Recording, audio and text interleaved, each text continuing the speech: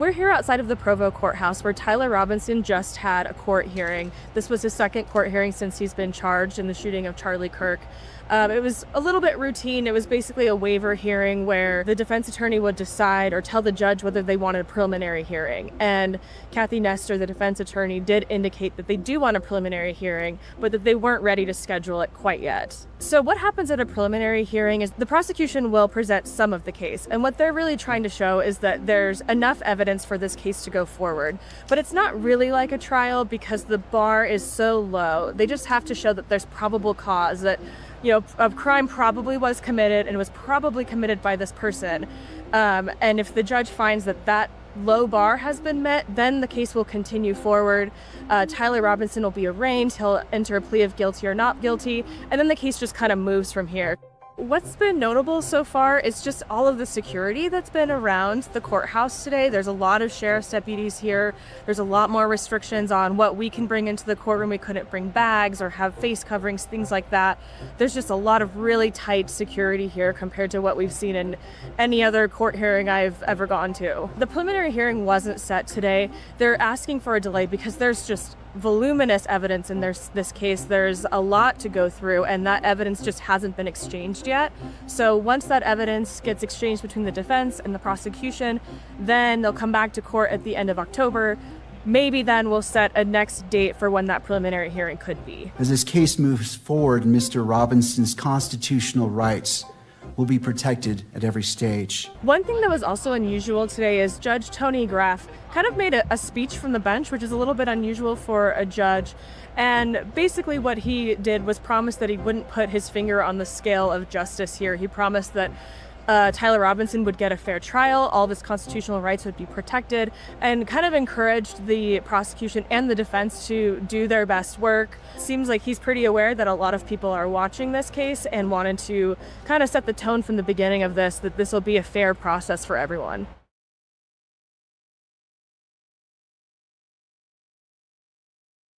Hey, all right. You saw the thumbnail. You saw the title. So you know what we're going to talk about. Yo, Candace, man. Candace is supposed to be on break. She's supposed to be on vacation.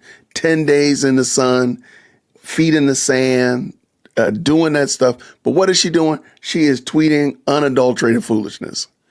I don't even know what to do, man. I'm taken aback. So shout out to my good friend that sent me this. I hadn't looked on Twitter this morning. Apparently she's been out here tweeting, y'all. She out here tweeting. She's supposed to be drinking Mai Tais and watching the kids in the splash pool. Instead of that, she is watching Twitter and causing chaos. I don't know what to do. I don't know what to do. I don't know what to say. But let's bring this in. Let's talk about it. Let's go. So Candace says this: don't worry about the gag order in Charlie Kirk case.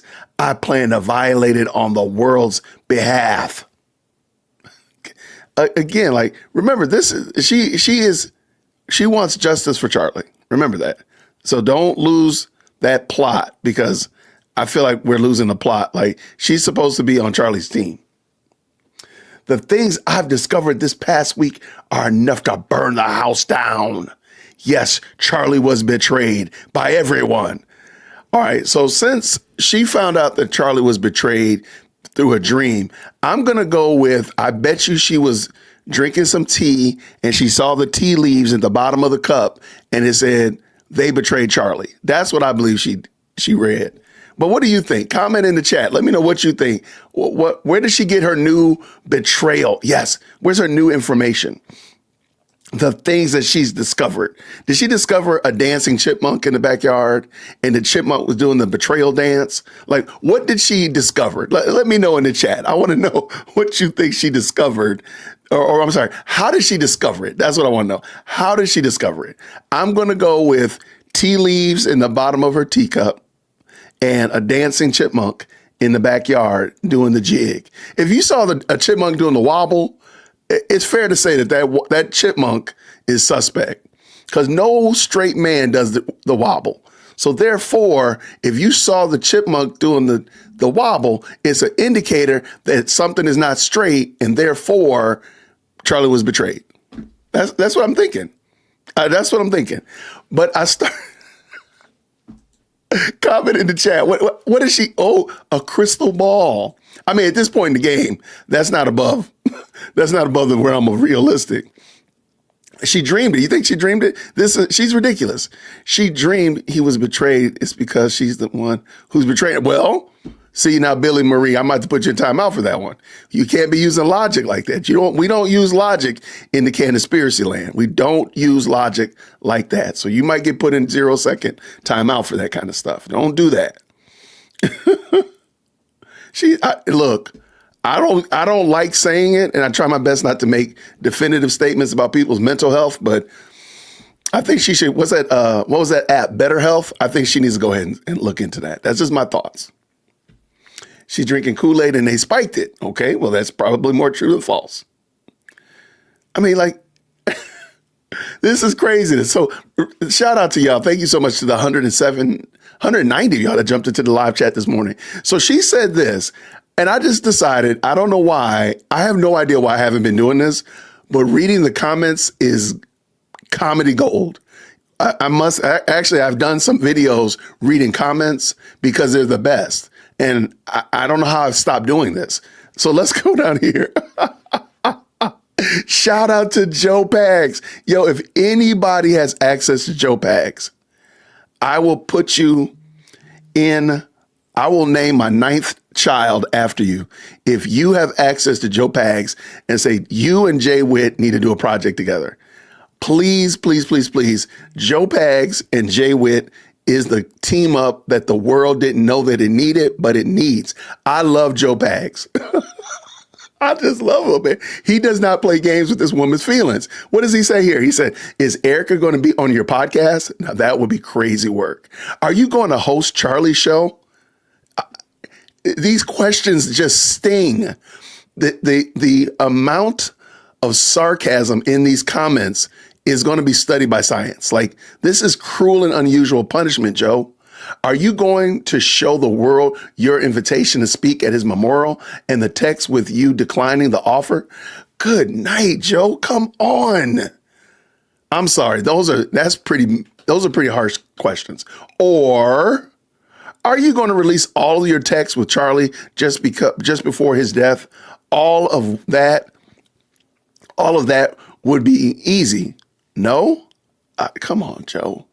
We need Joe. We need Joe and Jason. The Joe and Jason, the Pags Witt team up. Make it happen, somebody. P.S.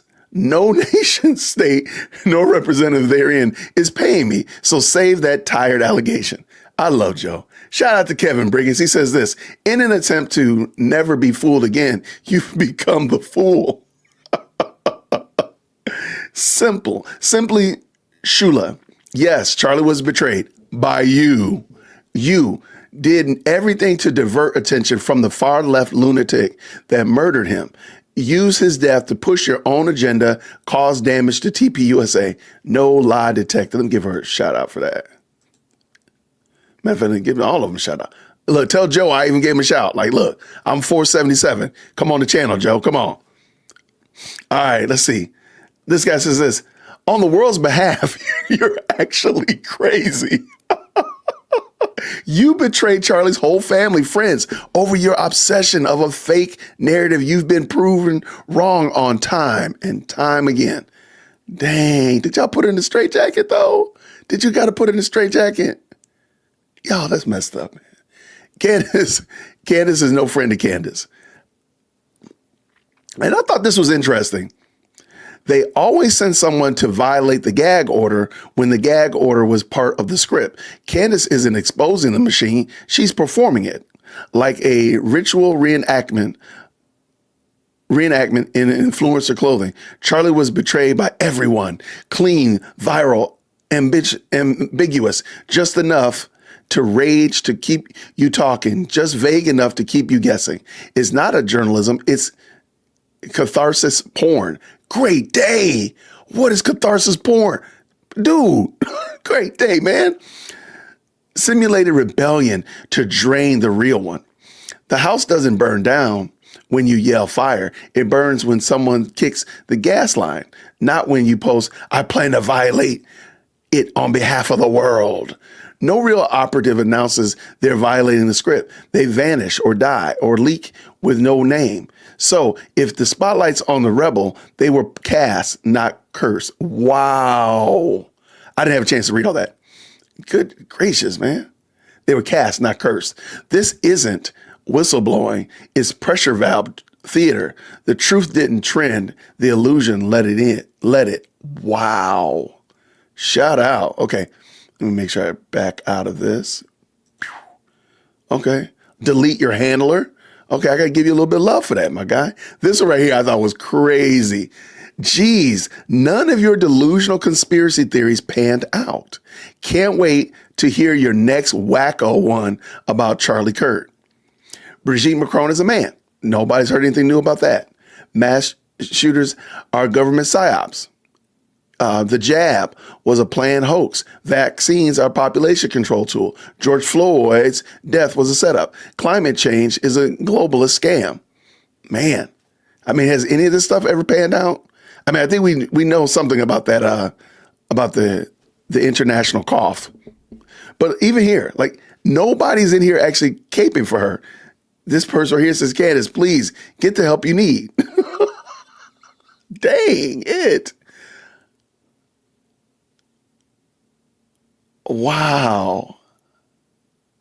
I'm just looking at some of the things that are written on the wall. This is hilarious, y'all. Uh-oh, somebody said, girl, we missed you. Uh-oh. It's the popcorn industry. If anything ever happens to me, don't call 911. Call Candace Owens. How many episodes do you have to watch this time before you produce one piece of evidence? What? No one understands the dark sides of social media monetization better than Candace Owens, as her milking of Charlie Kirk's death has placed her number 2 on Spotify. Candace is internationally known for her conspiracy theories, as she has been sued by the French president for claiming his wife is a biological man. But her Charlie Kirk theory started gaining ground as she revealed that Charlie Kirk was under pressure from Jewish donors. Owens' history, I'm not going to read all of it. Whoa, this is a lot longer than I thought it was. Yikes.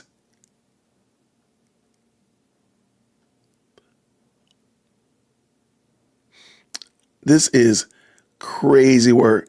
So anyway, shout out, man. Thank y'all so much to everybody who jumped in. I just thought this was a wild way to start the morning off. And Candace is over here still. She's supposed to be on vacation.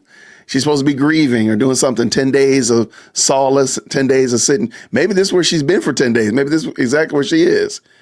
This is exactly where she's been for the last 10 days. And she done got her hands free and able to tweet. I don't know. This is some crazy work. This is some nasty, crazy work. Now, I was looking before we jumped on. I was looking for the actual motion that they're referring to as the gag order. It's not a bona fide gag order, but I am going to put it up on Candyland. I haven't found it exactly yet, but because they want you to pay for it. And your boy, look, I'm on a budget. So as soon as I have it, I'll make sure y'all have it, and I'll put it up on Candyland. Maybe we'll do it maybe we'll do another episode of it and talk about it and read through the legal document. But I did find this, and I thought it was super interesting. I'll leave the link for it as well. Just another, if you're not familiar, Candyland is the website where I'm just keeping up with all of the legal documents that have come up in any of Candace's cases, from her suing USA Today, being sued by the Macrons. This Tyler Robinson case is in there as well. But this right here, shout out to Ground News, I thought was super informative. It's just a timeline of everything that's happened since Charlie Kirk was murdered. And I thought it was super interesting, and just some of the things that are in there that you might find beneficial, you might want to look into. I'm gonna drop the link down in the chat for you as well. It wasn't legal documents, it was more like news stories and such like that, to kind of keep you up to speed on what's been happening. And it looks like they're updating it pretty regularly. I might maybe make it a link within Candyland, but I wanted Candyland to only be bona fide cases and bona fide legal documents, not just news articles. But this is kind of informative. And I wanted to point out just a couple quick things. They start out with Charlie Kirk's assassination, of course. Suspect under special watch. Investigators seek the motive. But I thought this was interesting because I didn't know about it. Oh, wait, go back a page. Jason, go back a page. There we go. Okay, so here, actually, this is the beginning of it. I might drop the wrong. Let me make sure I give you this link. Sorry about that. All right. What's the big deal, Jason? We know about the charges.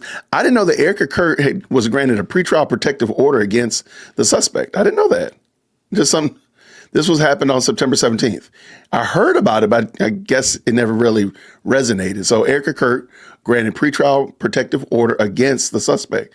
Erica Kurt, the widow of Charlie Kurt, on Tuesday was granted a pretrial protective order against suspect in his murder, Tyler Robinson, that prohibits him from contacting or harassing her. The defendant represents a credible threat to the physical safety of this protected person, according to the filing granted by Judge Tony Graff. Furthermore, Jeffrey Newman, a Miami-based attorney, filed a request on behalf of Erica Kurt that she be designated a representative of her late husband in this case, and it is requested that Erica Kurt, the widow of Charlie Kurt, Charles James Kurt, be designated the representative of the victim in the case to exercise all the rights afforded the victim pursuant in the Utah Code, the filing read. I just didn't know that she was given a pretrial defense against him, which I thought was kind of interesting. So anyway, I do want to make this available to you. You can follow all of this. It looks like they're pretty much updating it as new things and new information comes out. So that might be cool if you're interested in following the case from afar and want to keep up with what's going on and what's up with that. That'll be something there for you. I do want to pull up the very last thing, was just a update on, we kind of saw it, but I do want to bring in the actual pretrial motion that happened a couple weeks back. So let's pull this in for everybody to check out. And green hearts in the chat when you can hear. Please be seated. Good morning. Court is now in session.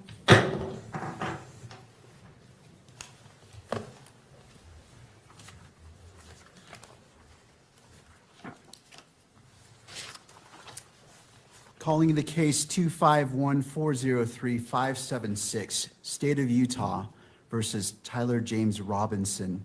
Counsel, could you enter your appearances, please? Chad Grunander, Jeff Gray, Lauren Hunt, Ryan McBride, and Chris Ballard for the state, Your Honor. Good morning, counsels.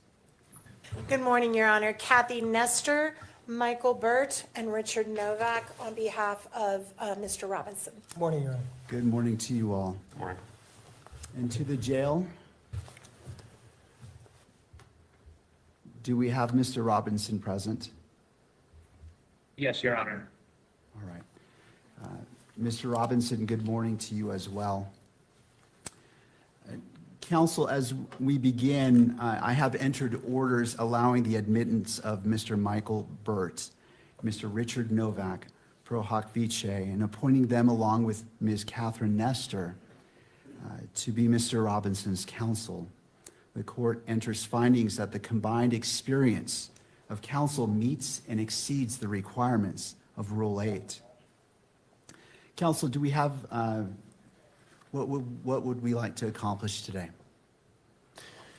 I have two items, Judge. I just wanted to make a record that under Rule 16 of the Utah Rules of Criminal Procedure with respect to discovery, the state is required to provide to the defense within 5 days of the defense's request the discovery that we relied on in making this charging decision.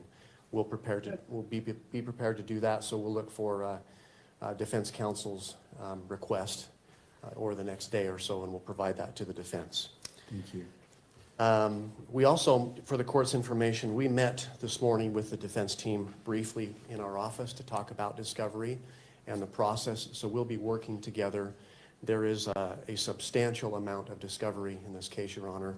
It's voluminous, to say the least, and we're working on a process where we can exchange information as quickly as possible and be efficient in that process. The other item I had, Your Honor, I saw that over the weekend there was a protection order, pretrial and trial publicity order entered by Your Honor. And I just was seeking some clarification. On page 2, At the end of the first paragraph, it reads, "To that end, lawyers participating in the investigation or litigation of this case shall inform all witnesses, investigators, consultants, staff members, or other members of the prosecution or defense teams that the prohibitions contained in this order." The state, we're seeking some clarification with respect to the phrase "all witnesses," Your Honor. There are a number of witnesses that have yet to be identified that will likely be used in the state's case. This occurred in front of 2,000 to 3,000 students at Utah Valley University. So we're in the process of identifying those witnesses. And so those individuals are presently unknown right now. So we're looking for a little clarification from the court. And I suppose we're not going to make any arguments today, but there may be some follow-up pleadings that we may need to file. Thank you. Ms. Nestor, did you want to be heard about that issue? No, Your Honor, we would defer to whatever the court wants to advise them on that matter. I mean, I think it's fairly obvious that we don't know who all the witnesses are in this case yet. I think it's just important that if anyone is identified, that they have information about this order. So I think other than that, we wouldn't weigh in on any other matter. Thank you. Well, thank you for that question. That's an important one. The court will rule that as the witnesses become known to each side, that information is conveyed to abide by this order. Obviously, there are potentially many witnesses, and so it's not the expectation that you would be able to do that up front, but as they become known, I would ask that you would inform them of this. Anything else, counsel? Nothing from the state, nothing else, Judge. Thank you. Ms. Nestor. Thank you, Your Honor. We recognize that we are here today for a waiver hearing. It is not our intent to waive a preliminary hearing in this matter. We are going to be seeking that one be set. However, based largely on what the state just referred to as far as the voluminous nature of the discovery materials, we do think it would be prudent to simply reset for another conference, another waiver hearing, a little bit down the road, where we have a better idea once we start seeing the discovery as it rolls in. I do recognize we're going to be getting that first batch in 5 days, but it's my understanding from our meeting today that there is massive amounts of digital that is going to be coming.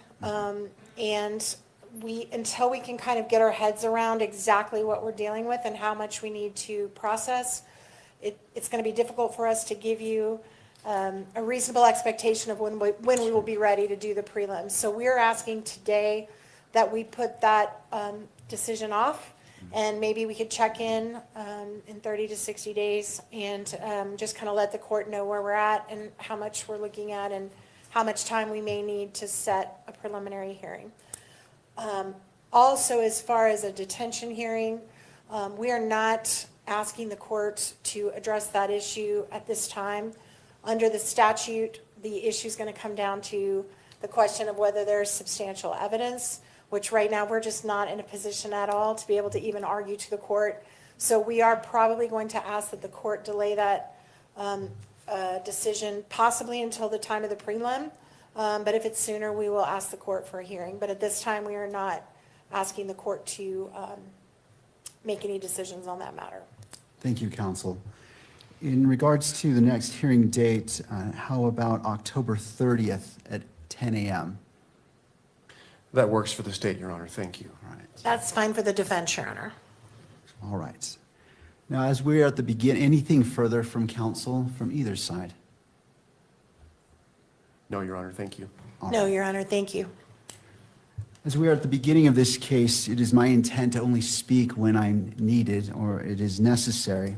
But today I do wish to provide guidance and expectations that you can have for this court and wish to enter an order as well.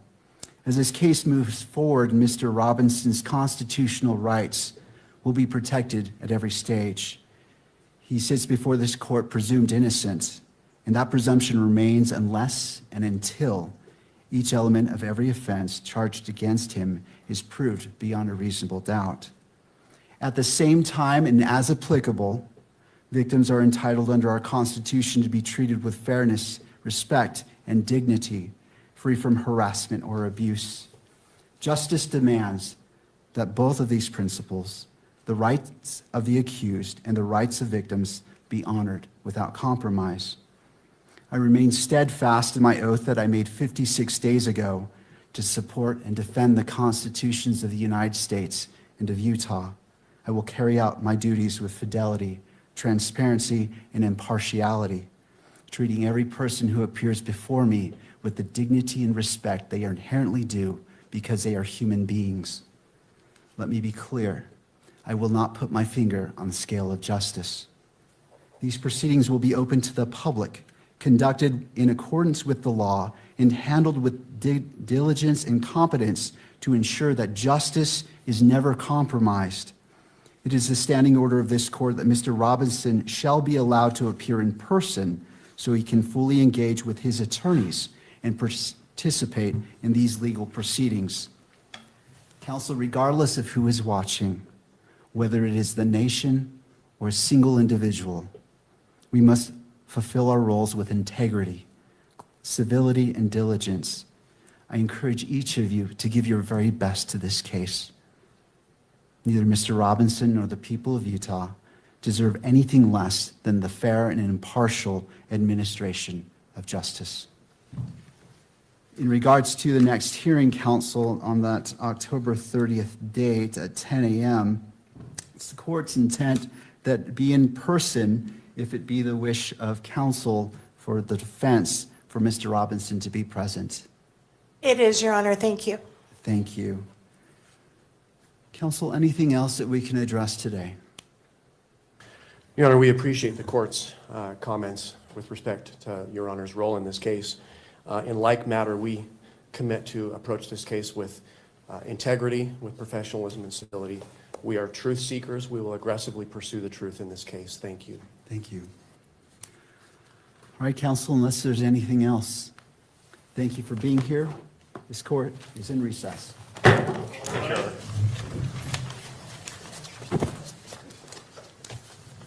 Shout out. So yeah, that was, yes, so somebody asked, that was the initial preliminary hearing from like 3 weeks ago.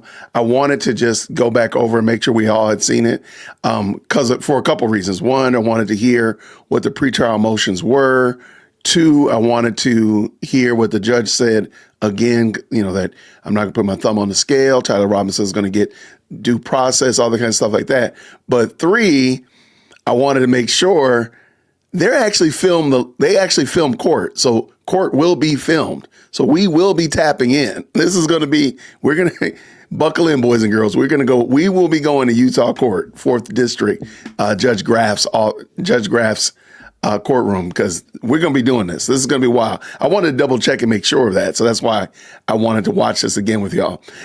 Shout out to the person that said that the Macrones dropped the lawsuit against Candace Owens. Congratulations. You're 100% incorrect.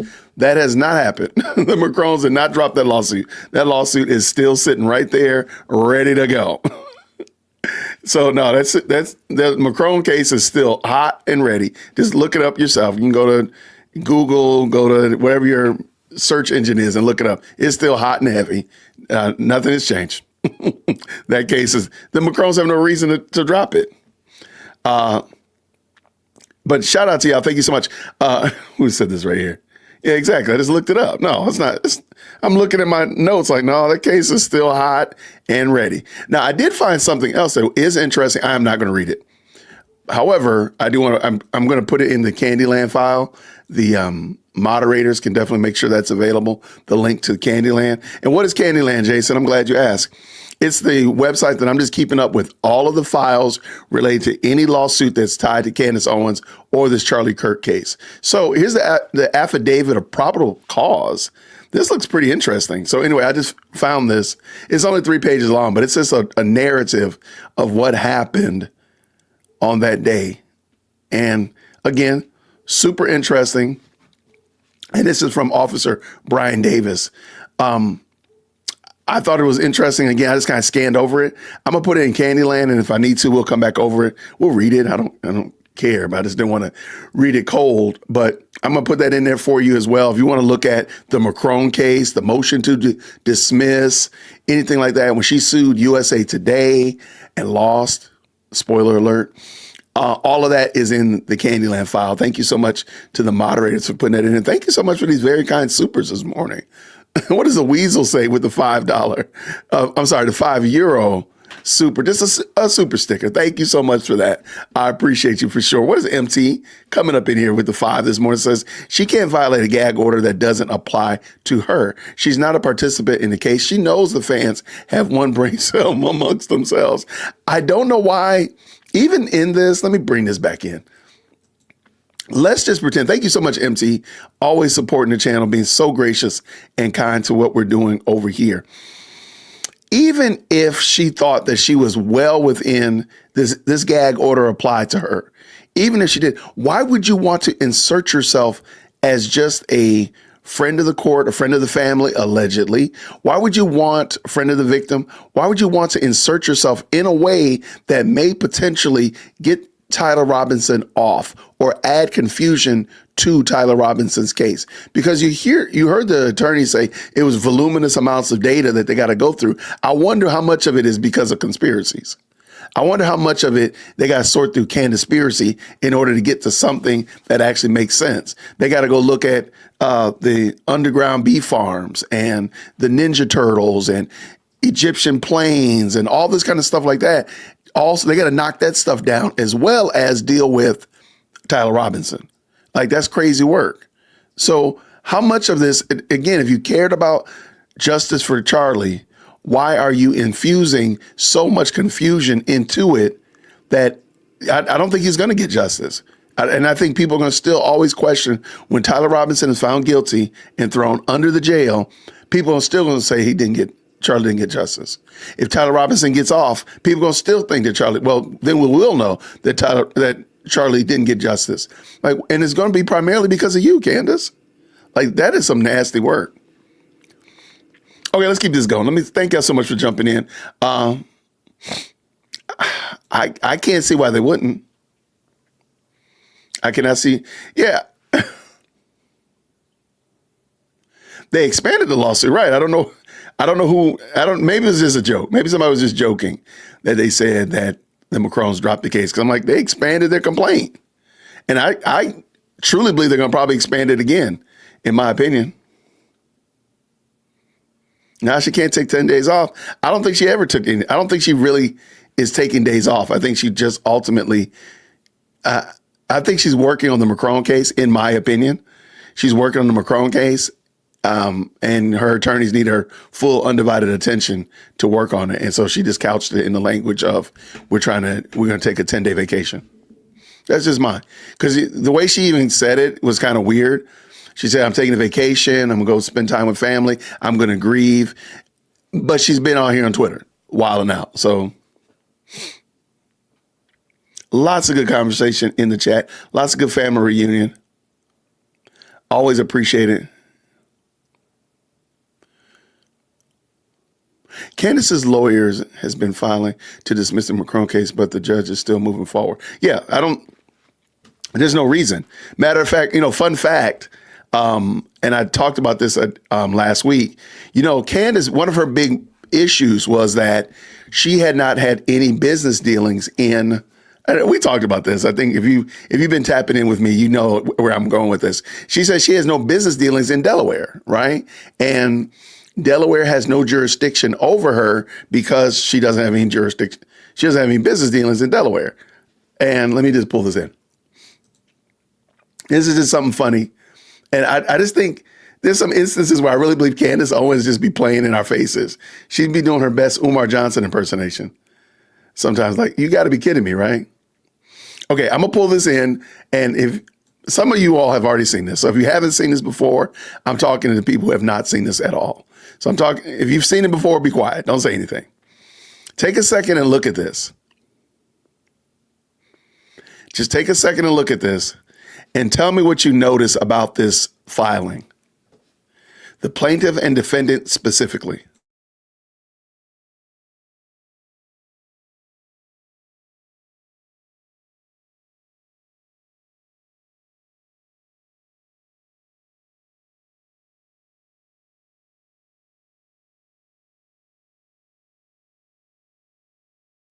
Shout out.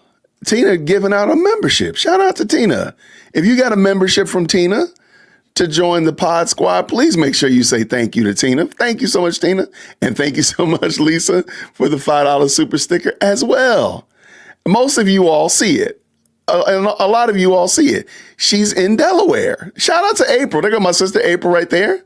Shout out to my sister from another mister. Good to see you, April. Grace and peace this early morning. She's in Delaware. Well, remember the whole big brouhaha over the jurisdiction of Delaware in the Macron case was that she doesn't do business in Delaware. Do y'all remember that?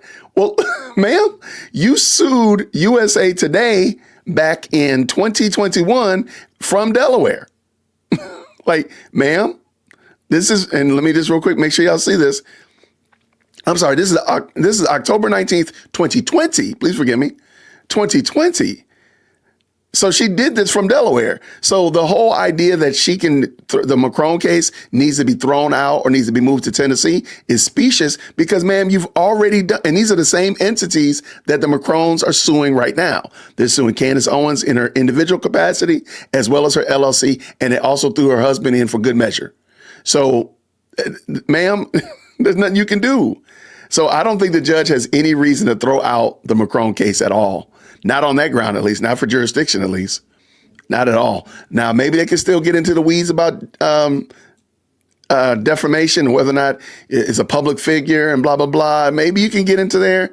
But even in that, I still think they got there's a lot of meat on that bone. So I don't think there's any reason to throw it out at all. Yeah, Dominion won in Delaware. Delaware, hey, look, and I guess the question is, well, why did you start your LLC in Delaware if you don't live in Delaware?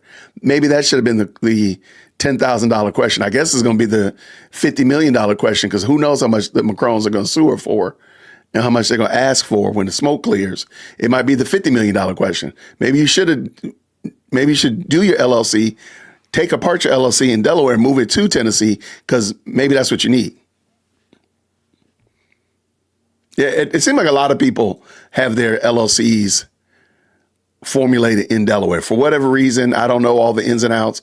That's definitely above my pay grade and my skill set. But I just thought it was interesting. I was looking at it, and we talked about this before. Hey, why are you doing business? Why are you suing from Delaware, a company in Delaware, but you say you don't do business in Delaware? Man, how does that work? How does that really work, man? I don't know how it does it. I think it's hilarious. Shout out to Candace for sure.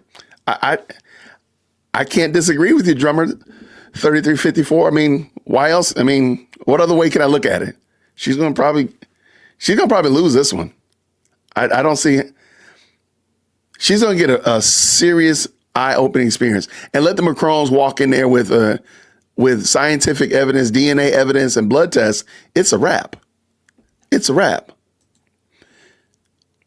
And then to show, because there's still evidence that we have not seen, and not to turn this into the Macron case, but there's still evidence that we have not seen or not aware of that the Macrons had already shared with Candace. So if they've already shared other pieces of information that said, hey, maybe she's not an attractive woman, but she is a woman or whatever like that, and you need to cease and desist because she really is a woman and you're saying these things, and Candace kept going past that, I don't see how she beats that. I don't know how she beats it. So everybody, thank you so much for jumping in. I just wanted to real quick this morning hop on. Candace is just going to be Candace.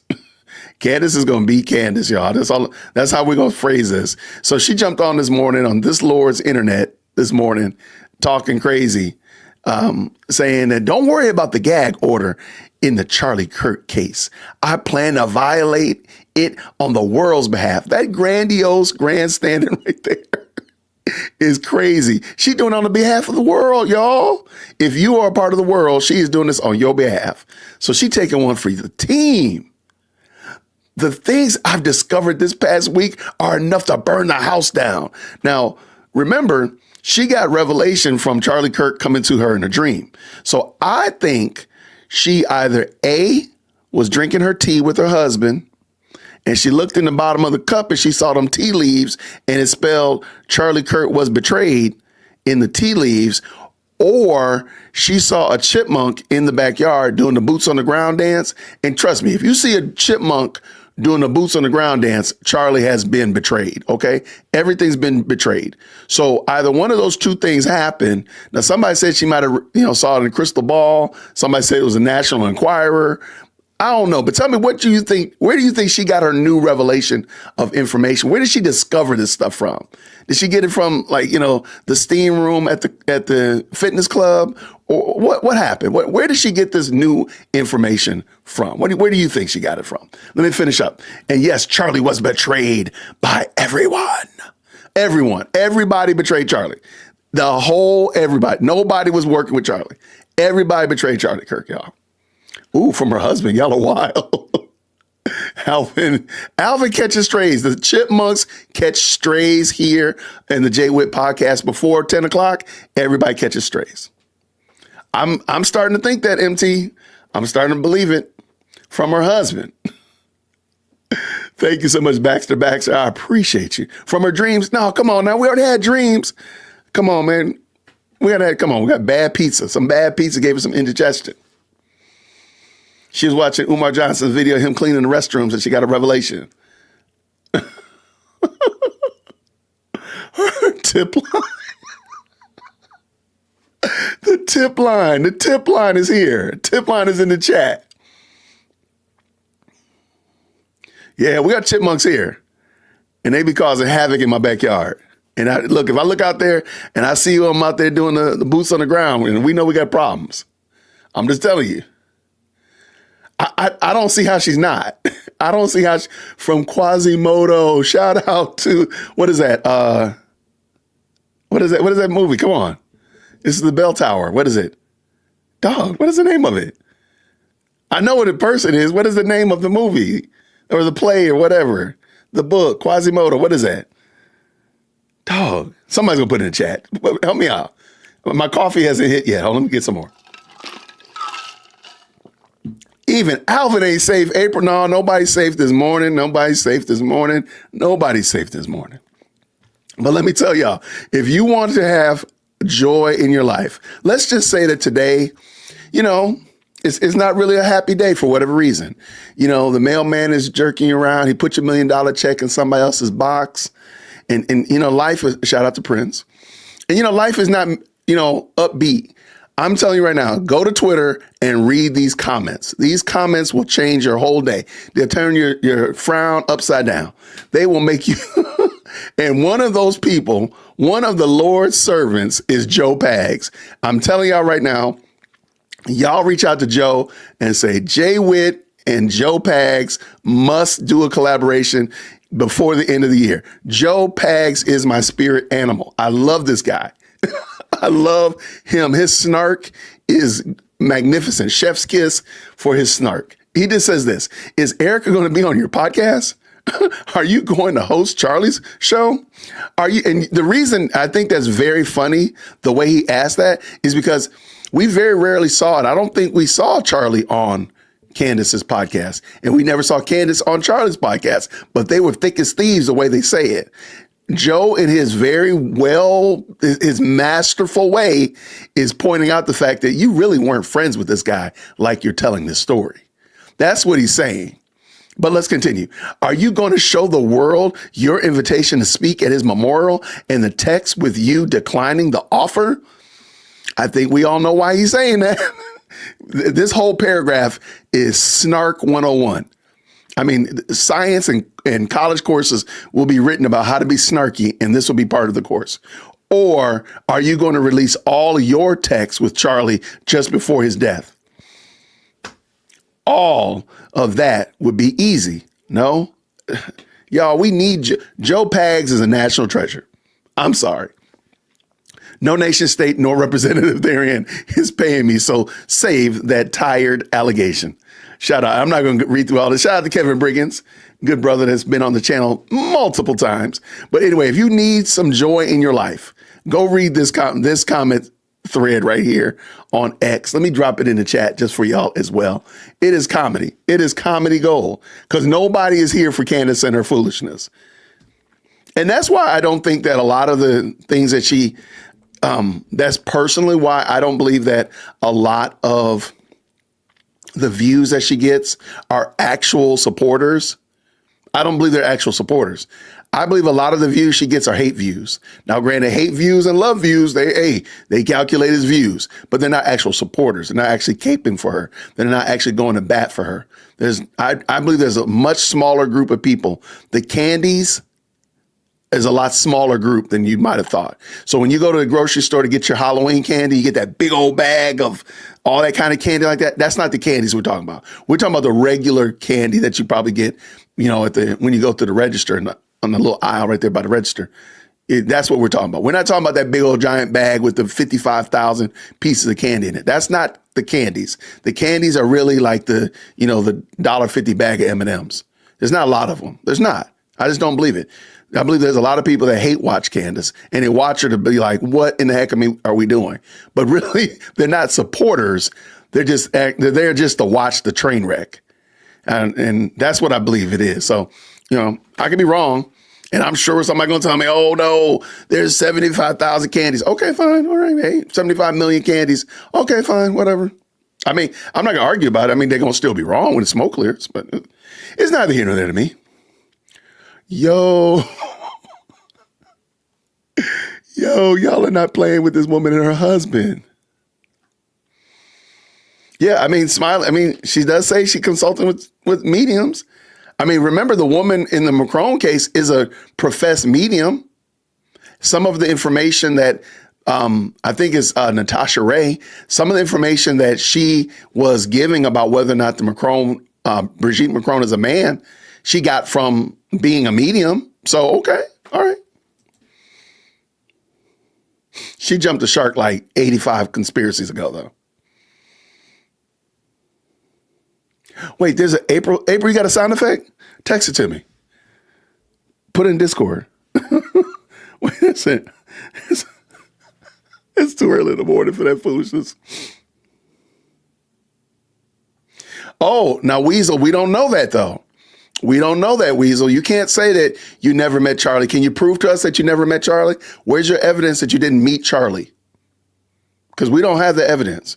And we don't know that you didn't betray him. Notice how you spelled betray. See how you spelled it wrong? That's how I know that you're with the bees. You probably are a beekeeper in the communist beekeeping Discord group or Reddit group. See, you outed yourself, Weasel. You already in trouble.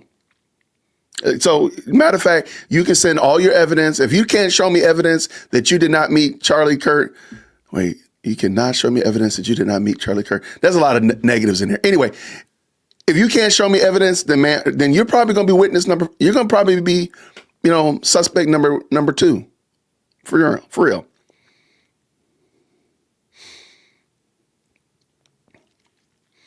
Your bestie should be your fiance. Let's just be honest. She's married, so her bestie should be her husband. Let's just let that sit right there. Shout out to everybody who's in the best live chat on Bad Pizza. There you go. That's what. Oh, man, you get the little. So I had to get the little. There's like some fragrance that they don't like. So I had to buy this fragrance stuff to keep them away from my house because they were chewing on stuff around my house. They're still in the backyard, though. Every now and then I hear them.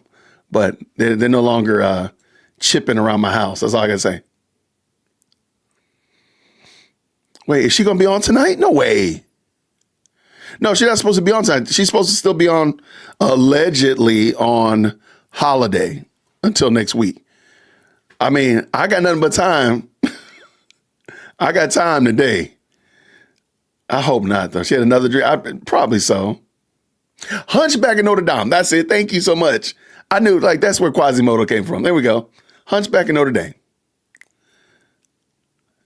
I'm sorry. I could not think of that name at all.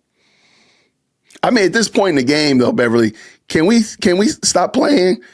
She's talking about stuff that's bona fide witchcraft.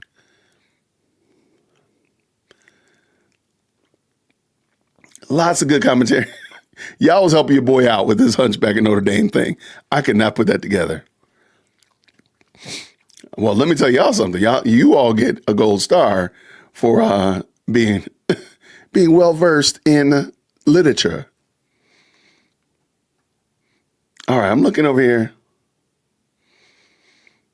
Yeah, we got to get Joe up on here. Joe and Jason, I think that's what we need in our lives. Before the end of the year, we need that. We need a Joe Witt meetup. I love, like, Joe Bags is hilarious, man. He used to do a talk show here in Atlanta when I was in college, in my first years out of college. I don't know what happened. I don't know if maybe I just stopped listening. I know I stopped listening to talk radio. I don't know if I just, and this fell off.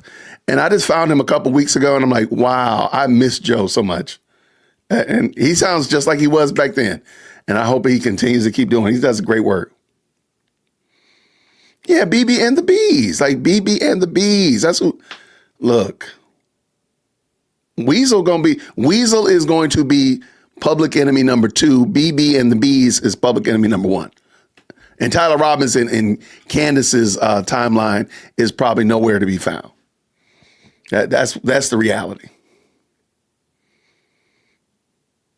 I'm pretty sure there are gonna be some crazy tweets. I'm pretty sure the tweets are gonna be absolutely off the rails. There's no reason to believe otherwise. There's none whatsoever.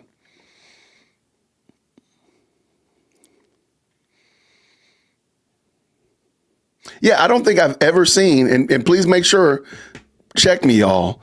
Has Candace Owens ever been on the Charlie Kirk podcast?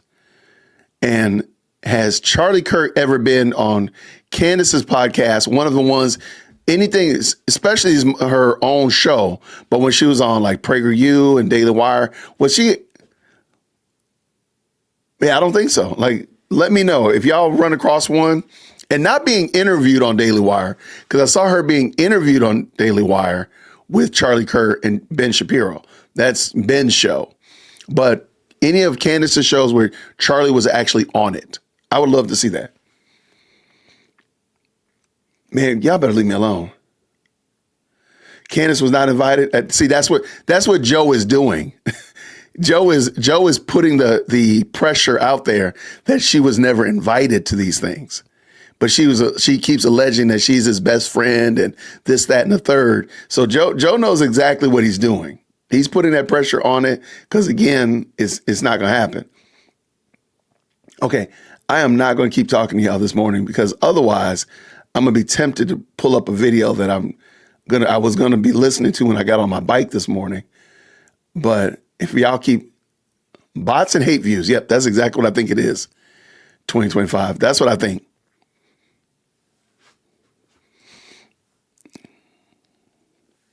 Lots of good commentary in here. Hold on, let me make sure I got that video. The video I don't want to watch. Let me make sure I have it so then I can tell y'all I don't want to watch it. And then I'm going to ask y'all, should we watch it? And then y'all are going to say yes. And then we're going to end up watching it. So let me make sure I have it ready because that's how this thing goes.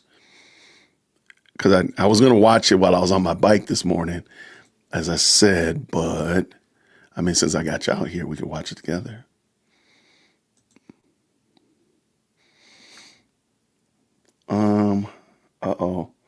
I closed it out. Doggone it. I guess I can't watch it. Darn it. The lies I tell. So, all right. This week, I dropped a couple videos about Candace Owens and her husband. And a lot of people were interested in that. The conversations were out of this world. You guys were really tapped in, really dialed into that. And I appreciate y'all watching that and giving me your feedback. So I happen to run, somebody mentioned, and I do try my best to read them. When y'all say something like, hey, Jason, watch this video, or hey, Jason, there's some more information somewhere else. If you drop me the link or email me the link, I try my best to check it out when I can. Well, somebody said, hey, we heard George Farmer tell the story of how he met Candace, but they've been married for like 4 years. We heard Candace tell the story of how they've been married, how they met, but they had already been married for like 4 years. Well, there's actually a video of them when they were engaged, and it looks interesting. So I was planning on doing a response to it and the reason, let me just say this real quick. My interest in it is that Candace and her husband's story is very odd to me. This man, again, I'm not trying to, It just seems odd. Like, this man comes from wealth. This man comes from affluence. This man comes from status and notoriety. And he's gobsmacked by a black woman from the United States that's totally opposite of him. At the moment when they met, she was like $25,000 in debt. Like, she had just gotten sued by her landlord and lost. She sued her landlord and lost and had like a $21,000 judgment against her. Like, she had a lot of things going in the negative in her respect. But he just saw her and he just had to put a ring on it. I just don't understand that. It just doesn't make sense to me. So somebody, I don't remember who it was, so shout out to the person that said it. They said, hey, well, there's an interview that Candace did when she worked for PragerU. And she interviewed her husband or fiance at that time. And I pulled it up and it just looks really interesting. So in the chat real quick, green hearts, if y'all want to watch it, let me know. I'm gonna put it on a little bit of fast speed so we can kind of move through it. But, you know, green hearts in the chat, if y'all want to watch it, because I'm going to watch it. If y'all don't, I'll watch it and listen to it while I'm on my bike. But that's exactly what he said. That's it. Insert baby face into the chat. them 80s, 90s begging songs. I'll pay your rent. I'll cook your dinner too soon as you get home from work. That's what he said. Shout out. Oh, man, the green hearts are in the chat, Jason. Oh, yeah. Oh, yeah. Why did you do this to yourself? Oh, my gosh. Did y'all hit the like button? Because there's 820 of y'all in here. Y'all make sure y'all hit that like button for your boy. This is cruel and unusual punishment. Let's get at it. All right, ladies and gentlemen, this is Candace Owens interviewing her soon-to-be husband when they were fianced. Y'all killing it this morning. All right, well, I guess I got to give the people what they asked for here at the Jay Witt podcast. The people ask for it. We give the people what they're asking for because that's what we do here. All right, ladies and gentlemen, with no further ado, let's go. They'll be fine. We've got the sturdy wall to protect us. Well, we're good whenever you guys are ready. Okay.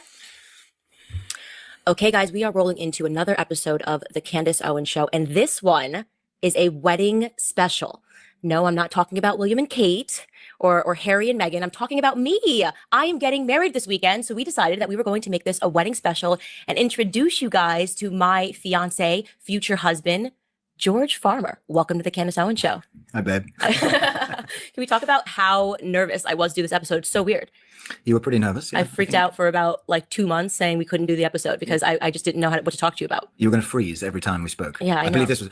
I know. That was the face. I know. I was freaking out about it, but then I figured it would be easy because I could just post something on Instagram and ask people what they wanted to ask us, and we would just go through it. Yep. So we'll start with the number one question that we were asked about our relationship, which was, how did you guys meet? And it is a very, very interesting story. Well, so, I mean, you know the story. Yeah, so I I'll do. tell it from my side. Okay. So you came to do an event in London in December, and that was to launch Turning Point UK with Charlie. And the first time we actually met was at the RAC Club, Royal Automobile Club in London on Pall Mall. And you were giving a speech. And I think from that moment onwards, the connection was made. And then the next night we had this highly convoluted dinner, which we talked about before, where basically you thought somebody else was hosting it and I thought I was hosting it. And then eventually you turned up 3 hours late. I would like to make that point now. I showed up 3 hours late to a dinner where I was supposed to be seated next to him because I had no idea the dinner was going on until about 2 hours into the dinner. Correct. Yeah. And it wasn't just me there. So for reference, it was like a whole host of people who were all waiting to have dinner with you. Right. And then after that, we went back and forth to America. Well, I came to America to come to the Student Action Summit at the end of last year, and then came back to the UK. And then by mid-January, we were engaged. Right. So just to give everybody context, we got engaged after 2.5 weeks, maybe? I think it was about that time. Yeah. Right. That's right, yeah. Right. Which is pretty crazy. Yeah. Whirlwind romance, I believe. Is the I know. And expression. it was really strange because it was so not my character for me to ever think that I would be a person that said I got engaged after 2.5 weeks. And it sort of begs the question, and something that Ali Stuckey and I talk about, because I mean, she's now pregnant, about to give birth, or probably already has given birth by the time this episode airs. Yeah, probably. And she actually met her fiance really quickly and they got married. And one of the things that we always talk about is we kind of live in this culture now where people think that there's this like system, right? You need to meet somebody, you date that person for a length of time, 3 years, 5 years, then you need to get engaged, and so it goes. And yet the people that I know in my life where the relationships have lasted the longest, always a very quick engagement. My grandparents were a very, very fast engagement. I know another couple that's 25 years. They dated and were married within 6 months. I think your parents are within... Then my parents were within 14 months. Yeah, and I mean, you're completely right. I mean, the people, there was a person I sat down with. I mean, telling the story to everyone is always quite interesting because you get a whole range of reactions. And I mean, we both know that there was quite entertaining reactions at the beginning. People being like, "This is ridiculous," and "You're never going to work," and all this kind of stuff. And then there was also the reaction where I sat down with a friend of a friend, and I told him the story. And by the end of the story, he burst into tears because he said, "I've never heard something like that before, apart from my grandparents who were married 58 years and only separate. Well, they didn't separate. But his grandfather died, and so it's one of those things where I think our culture today encourages these kind of long romances, which don't necessarily lead anywhere. Let's put it like that. Right. And actually, sometimes, I mean, when is everyone said, when you know. And so as a result, it was kind of, when I met you, I knew, and that was it. And so it was just the case. And I love our story. I think it's an incredible story. I mean, like, how many people can say that? I know, not many people can say that. And most people are overthinking it. I know girls that are in these sort of tragedy of relationships, 10 plus years, break up galore, 17,000 times, and they finally, get the ring, and that's supposed to be a celebration. Great, if it's what you want. Mine just happened in a different way, and I never thought it would happen to me to say, when you know. But I definitely... I don't want to stop. I don't think anybody in this chat is saying that having like a 3-year engagement is normal. And let me know. My wife and I were engaged for a year, but I don't think anybody's saying that. I think what they're saying is the fact that George said that there was nothing romantic. They had only business conversations, and then he popped up and said, "Oh, by the way, let's get married." So we're not saying, like, if you met her and you're like, "Man," or, I wanted to hold her hand the moment I saw her, or something like that, that makes sense. That's okay. Like, oh, there was like a physical attraction. When we watched that video, George never said that he was physically attracted to this woman. Never. That's just odd. I'd tell y'all right off the bat, when I saw Lady Dearwood Christian, I wanted to jump her bones. I wasn't a Christian when I met her, so I wanted to jump her bones the moment I saw her. In the words of Prince, from the first moment I saw you. But that makes sense. Like, okay, good. Okay, that makes sense. George never even said he was romantically inclined to his wife at all. Never said like his heart raced, his hands sweated, anything. That's just weird to me. So that's what we're saying. We're like, hey, wait, hold on. And so the other question, obviously, that people are asking is, how did he propose? Which is kind of the crazier story. So yeah, there's actually two proposal stories. Right. I think oh my gosh. Right. I guess so the one without the ring. The one without the ring and the one with the ring. Right. So the one without the ring was when I was on a plane, and I FaceTimed you, and I said, "Hey, I've got this." After however many weeks it was, like 2.5 weeks, 3 weeks. Yeah. Oh my gosh. And I said, "Hey, I've got this crazy question for you. I don't know how you feel about this, but." I mean, this is such a 21st century, by the way, engagement, like such a 2019 engagement. FaceTime. FaceTime, right? FaceTime on a BA flight. And I said, I don't really know how you feel about this, but I love you. I want to spend the rest of my life with you, and will you marry me? And I think you were so stunned by this, like, what? That you just said yes without even, like, considering the answer. I remember just holding my phone, and I, like, pulled my car over. Yeah, you were in your car. I was in Florida. I really remember where you were. You were just, like, staring. And you said yes. And I was just like, wow, that was surprisingly easy. Right, and what you said particularly was, I want to ask you something in case this plane goes down. I mean, just add a little drama. Best line. Sorry, I forgot the best line. The best line was, in case this plane crashes. And I then went on like a flight where there was no Wi-Fi. So and then I'm thinking, of course, freaking out for the next, like, how many hours. Like, now what if the plane actually crashes? Yeah, no, exactly. But I obviously did not give me a ring then because you were headed to South Africa for about 10 days on holiday. Correct. And then when he actually gave me the ring, which he did get down on one knee, it was a couple of weeks later. Well, that was actually on the 14th of February, just to be really cliche. Yeah, just to be super cliche. And that was at a restaurant in Philadelphia where you were living at the time. And we went for a Valentine's evening date, as you do. I mean, it was that restaurant. I will never forget that. That was hilarious. We walked in there and every single table was couples. I mean, there was not a single table in that restaurant which was not a couple. Typical Valentine's Day. Of course. And then what happened, halfway, I mean, it's, as a guy, by the way, I mean, I will say that there's quite an interesting dynamic when you're about to get down on one knee. I mean, I've obviously only done it once. And so it was quite an experience, I'd say. You get incredibly nervous. You then have to think about the logistics of getting down on one knee, such as, like, how close is the table beside you? Are you going to crash into the table beside you to get down on one knee? Which side do you go on to get down on one knee? First of all, this is all the questions you have to ask. Not only that, but I don't know whether you remember this, but it was bring your own bottle, right, to the restaurant, right? And we had the 2 bottles of wine that we were going to drink at dinner on the right. And the right side was much more kind of accessible to get down. So I had to kind of shift them with my feet sort of under the table across to the other side, right? So that I could clear enough space. And then I kind of shifted my chair over. And then eventually, I got very nervous. And then you thought I was laughing at you because I started laughing. You started laughing. I started laughing, and then I was broke out in laughter. and then you were like, "Do you have something on my face? Like, what's wrong?" Yeah, Like, I was looking for the inside joke. Like I was looking exactly. around. You were for like, letters. "Is there something above me on my head?" and all this kind of stuff. And then I kind of like awkwardly crashed onto one You knee. did. Yeah, and then I was just, and then opened up the box and said, "Candace Owens, will you marry me?" And at which point you froze. And then the ripple effect, again, something that you're only probably going to experience once in your life, is, well, certainly for me, only once in my life, the ripple effect of asking that question around the restaurant was incredible. I know. It was unbelievable. It's like winning, like we won the Super It Bowl. was like winning a Super Bowl. It was like Yeah. a bomb had gone off. I don't know what it was. It was just like all these other couples exploded. Yeah, they exploded. Yeah, they just exploded. Right. The 2 couples on either side went mad. And then as soon as they found out, then the other couples found out. And then before we knew it, half the restaurant, and everyone was cheering and hollering, and it was incredible. They instantly become your best friends. Yeah, I know. It was awesome. Yeah, it was really awesome. And then everyone comes up to us and is like, "Oh, congratulations." the girls were like, let me see the ring. Hint, hint to the boyfriends Yes, that they're exactly. with at the restaurant. I think we made the point that everyone else's dinner had probably been ruined. Every other guy's dinner had probably been ruined because of the fact that I had proposed. And yeah. there was no Suddenly the rest. conversations got a lot more serious Yes, around exactly. us, They were right? just like, What are we doing? Yes, exactly. It's been 4 years. It's been 4 years. These Yeah. guys have just met. Right. That's so true. So another question, if you want to know, is what did you do? Where did you come from? And This is I interesting. guess what were you? Well, how did you get into politics? You were there that night because Charlie Kirk and I were on stage having a conversation, ranting against sort of the spread of socialism and Marxism. So, what is your story? Where are you from? I want to know I still want to know what was the chemistry? What was the chemistry between Candace and this man? Again, like, what was the pull? What was the draw that drew them together for him to say, "I love you," and never actually had gone on a romantic date with her at all or sent little, nice text messages? According to his testimony, they had not gone on a date. They hadn't held hands. They didn't do the horizontal mambo, thankfully. They didn't send text messages back and forth, flirty text messages or flirty emails. How did you break out and just say, "By the way, I love you. Will you marry me?" Where did that come from? Like, where did it come from? It just doesn't make sense. And again, given the fact that he's from Europe, he's from London, please forgive me, he's from London, and all that's going on in London right now, you would think London was sunshine and rainbows. You never hear her talk about her husband's home country and how it's being overrun by Islamists and all of the shenanigans that are happening. She doesn't even mention it. Okay, so I got a lot of questions, and she likes to say, "I got lots of questions. They're not on my timeline, blah, blah, blah." Let's go. Well, I was born in London. I'm 28 years old, and I grew up here. I grew up in London, and I went to school I basically spent, up until I was 18, I spent my entire life in London.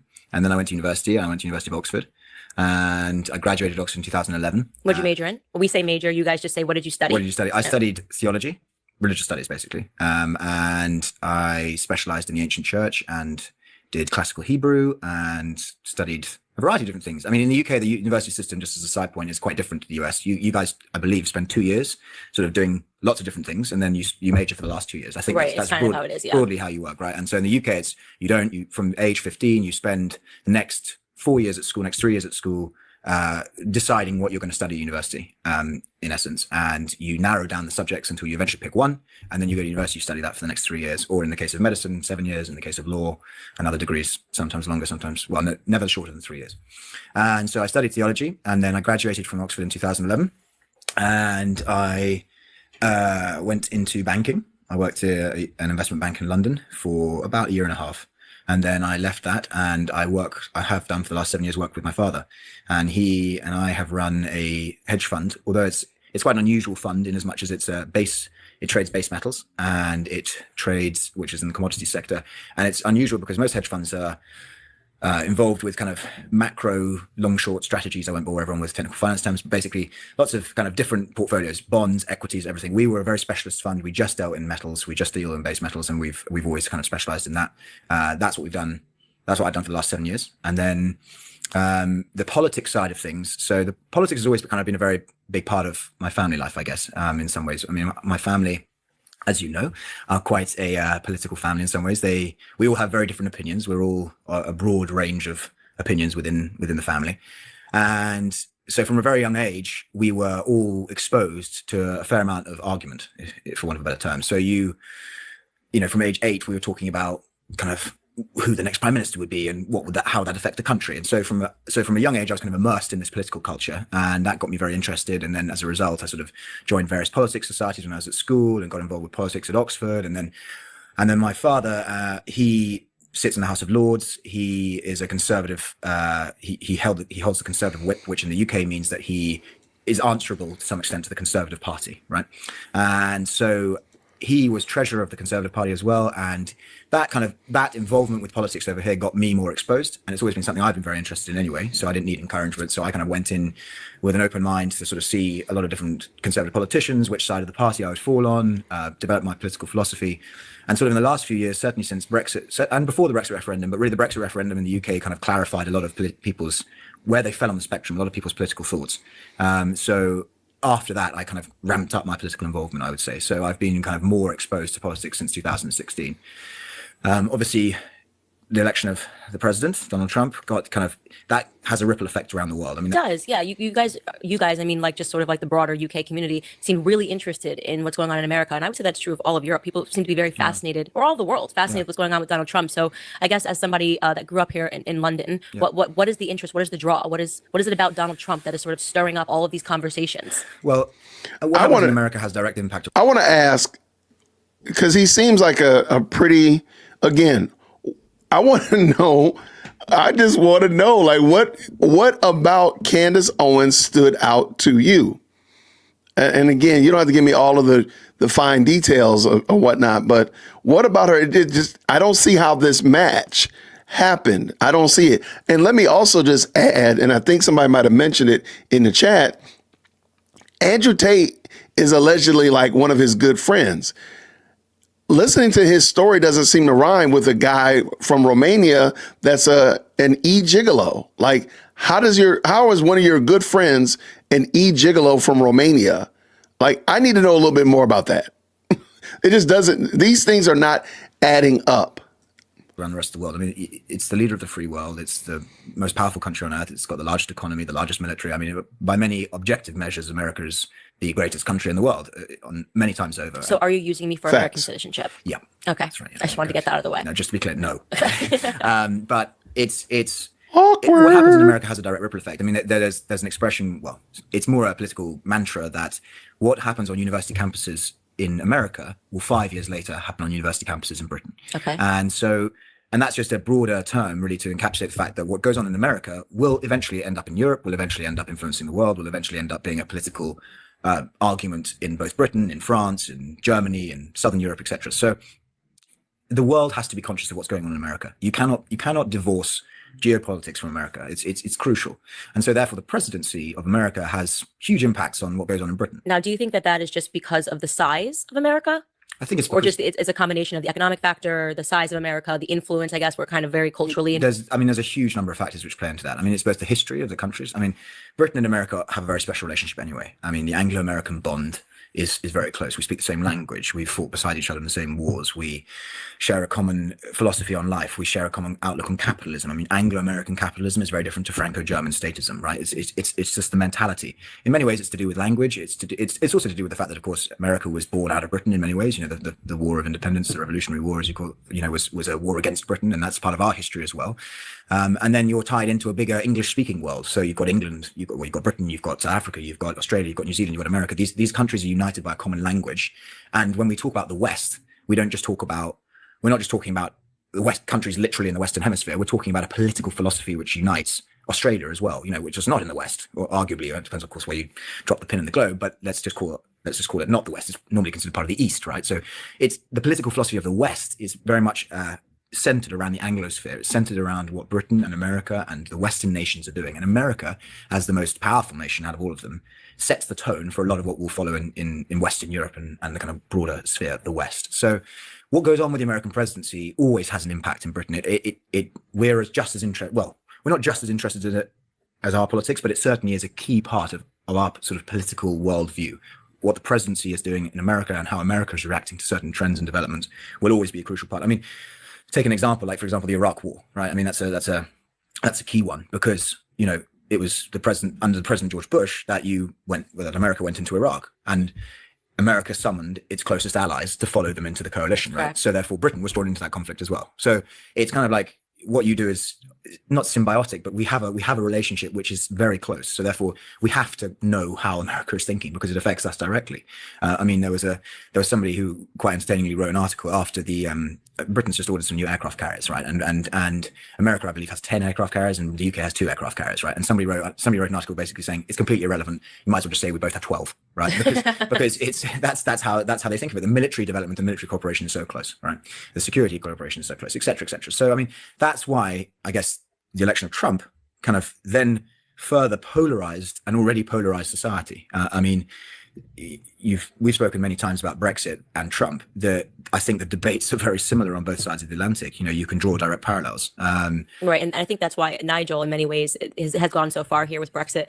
And it's one thing that I will say that I really notice differently about our two cultures, which is actually one of the questions that someone asked, but is just you guys don't say what you mean here.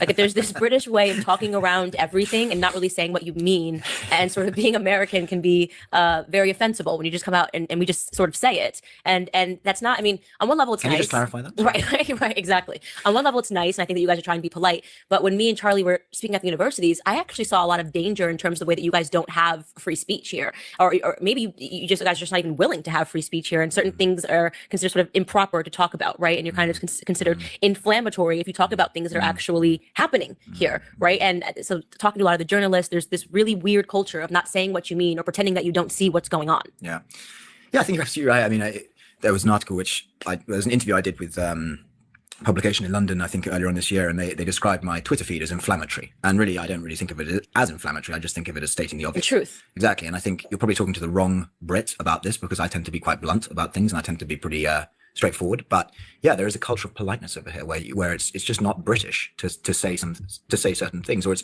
least look, the avoidance of conflict is the key part of the British psyche. Here's the thing. I think you have to differentiate the difference between being polite and being politically correct. So you can be polite, right? If you walk in and you see somebody that's really obese, it's not necessarily be like, hey, you're fat, right? That's just like, that's just impolite, right? Yeah, but the difference is political correctness is almost ignoring the truth, right? So politically correct, which is like when we did that interview with the London Times, and I was sort of talking about the things that really matter, that you should be talking about, at least here in Europe, which is the migrant crisis, which we're seeing what Germany's going through, we're seeing what Sweden is going through, and the journalist looked at me like I had 10 heads, and it was just sort of like, we don't talk about the migrant crisis here. That's political correctness, right? Where that's actually, you're treading a different territory, and it's something that could ultimately be dangerous. Yeah, I mean, look, yeah, you're completely right. But at the end, the truth will out is an old adage, which I think is relevant. I mean, you've got, in the same way that I think America probably suffers from a similar, there is a similar disease in America. Certainly on the university level. But there's also an inability to, I mean, for example, like, look at your politics, right? It got to a stage where the Republicans were fielding these really nice guys, right? And Mitt Romney was a really nice guy. Like most people, I don't know him personally, but I'm told, and certainly by the way he interviews, he was a very nice guy, right? And he got crushed, right? You know, it took somebody with the bravado and the sort of bombacity of Donald Trump to come in and shake up the political system and say, "Hey guys, stop being so nice about this. We've got to fight back." And Right. I think in the same way in the UK, we're reaching that point where we're just like, we're fielding very nice people. You know, it's like, oh, everyone's terribly nice, right? Now, Nigel Farage comes in and says, "Wake up, right? We've got to stop being nice about the European Union. It's crushing our nation, right?" And he comes in and he shakes up the entire political system. Right. There is a point at which, look, the ultimate weapon that everybody in a democratic nation has is the ballot box, right? In the UK, we don't have the same gun laws. We're not going to, we cannot resist government control, but we can fight it through the ballot box, right? And that eventually, at the end of the day, the one X in the voting ballot slip is what we have as a weapon. Right. I think That's what all democratic people have, and therefore, as a result, you have to fight back with democracy. Right. I think sometimes people can be surprised by what they deem to be these ideological revolutions taking place. Here it's Brexit. In America, it's Donald Trump. In Brazil, it's Bolsonaro. In Italy, it's Salvini. But I think when you start to breed a culture of political correctness, there's always going to be something that bubbles beneath the surface. Because like you said, you cannot talk about the truth. You can go around the truth. But at the end of the day, there it is. And it starts to sort of swirl like a hurricane on the map that's just waiting to hit. And then people go, well, where did this come from? Where did this come from? Things were going well. Well, they weren't going well. You were pretending things were going well. You were pretending that the world was getting better. And you were too afraid to discuss the truth. truth. And that's how you get these people that are completely like dazed and confused when Trump wins. And I mean, you obviously, you and I watched clips the whole time of the night Trump won, because if you're ever in a bad mood, you really should pull up the clips of CNN. He will never be president of the United States of America. CNN. It's the best video ever. It's such a good video. I love that he even tweets it because it's so good that there's no way he doesn't put him in a you good tweeted it mood. the other day when he was just like the clip of The Simpsons where he's president, and then like, Right. and then it clips to somebody being like, he's never going to be president. Right. I mean, and it was exceptional. And it just shows you that people become so deluded by political correctness that they become completely out of touch with what's happening in their own nation and how the people are feeling. And that's sort of how you arrive where we are. All right. I'm going to get to some of these questions that were sent to us through Instagram that people want to know about our relationship. Okay. Number one, what is your biggest cultural difference?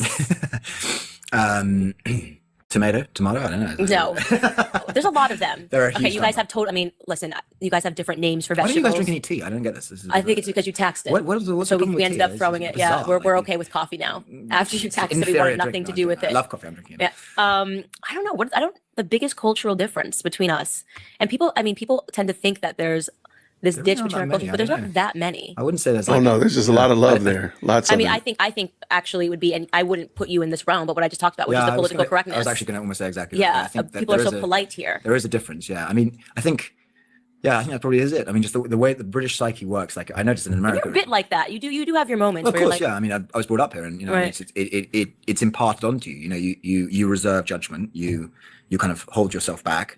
I mean, I would say I'm in a kind of hybrid gray zone between America and Britain in many ways, because I do speak my mind quite openly, and I will tell somebody if I think they're just talking rubbish. But still, I sort of have that like. Yeah, you you know, do, and I'm just the reservation. exact opposite. Yeah, you couldn't. Where I'm care like, less. let's just Yeah, say yeah, everything. You couldn't care and less. then- I mean, it's hilarious sometimes. I mean, the poor airline stewards who sometimes had to put up with, you know. I know. I kind of go right into it. Okay, what is your favorite thing about each other? Oh, that's such a difficult question. So there's a lot of things. Okay. I mean, I wouldn't say it's my favorite. There's a lot of things I like about you, but I'm really into, I would say, the hunting stuff. I was very into this. So when I first met you, I didn't know. I was super ignorant about hunters and hunting in Africa Interesting. and shooting birds and stuff. And I come from really kind of a very ignorant climate. I mean, I'm from the coast. I grew up in Connecticut. There's not exactly people that go out hunting too much in this great state of Connecticut. But I knew there was an argument to be made for hunters. I still cringe, I have to be honest, a little bit when I see someone like the trophy pictures of like a lion. But then when you start discussing, because you spend a lot of time in Africa, which is an interesting tidbit about you. I You do. grew up kind of Yeah, going back and forth from Africa. Yeah, it's been part of my life since I was 6 years old. I would say. right. And now I'm totally fascinated about hunting. We could do an entire separate episode could do, yeah. on hunting and you telling me the stories about hunting and almost dying and all of these things. It makes me realize how Americans are just completely so out of touch with nature and out of touch with the environment that we then create these social causes that nobody understands, which is the truth being that if you want to conserve, if you're interested in conservation, then you would be the people that conserve the most are the people that go over to Africa and hunt.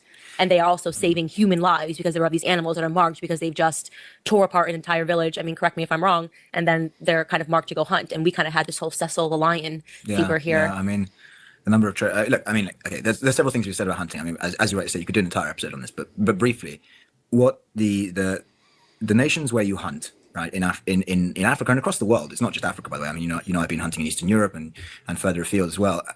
There is the sustainability of the livelihoods of those who are involved in hunting is dependent upon the hunted animal, right? So if you're going to hunt wolves in Eastern Europe, or you're going to go and hunt kudu or whatever, or antelope or big game in Southern Africa, there's a direct vested economic interest in that nation, right, to keep the livestock alive, right? Because they suddenly go, well, hang on a sec, we can charge people a fortune to come in and hunt these animals, so therefore we need to make sure we have these animals, right? It's a very basic economic equation. So the countries where you go and hunt in Southern Africa, so let's just take Zambia for example, because I've been hunting a fair bit in Zambia. The Zambian government divvies up a quota for every single animal that they have in Zambia, and they assign quotas to each different hunting lodge. Now, what that means is that each hunting park and hunting lodge has a direct interest in keeping those animals alive and breeding them for the next generation, right? So therefore, you can go off to Zambia and you can hunt whatever you want to hunt, right?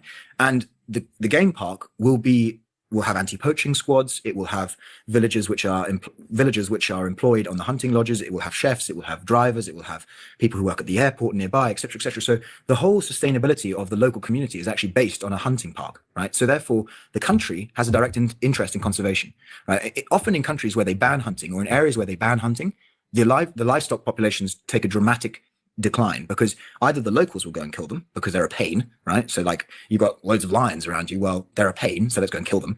Or B, the poachers will come and hunt them. And that's where it gets bad. And I think in America particularly, they conflate the idea of a poacher with the idea of a hunter. Yeah, exactly. It's totally different. I mean, like hunting, I mean, it's an expensive sport. You're often paying quite a lot of money to go into a country. I mean, first of all, you've got to get there. That's expensive. You've got to then go and buy a hunting license. That's expensive. You've got to go and pay for your quota. That's expensive. So and all that money is going to the country, right? So you're not paying it to some person back home. You're paying it to the Zambian government. You're paying it to the local safari park, right?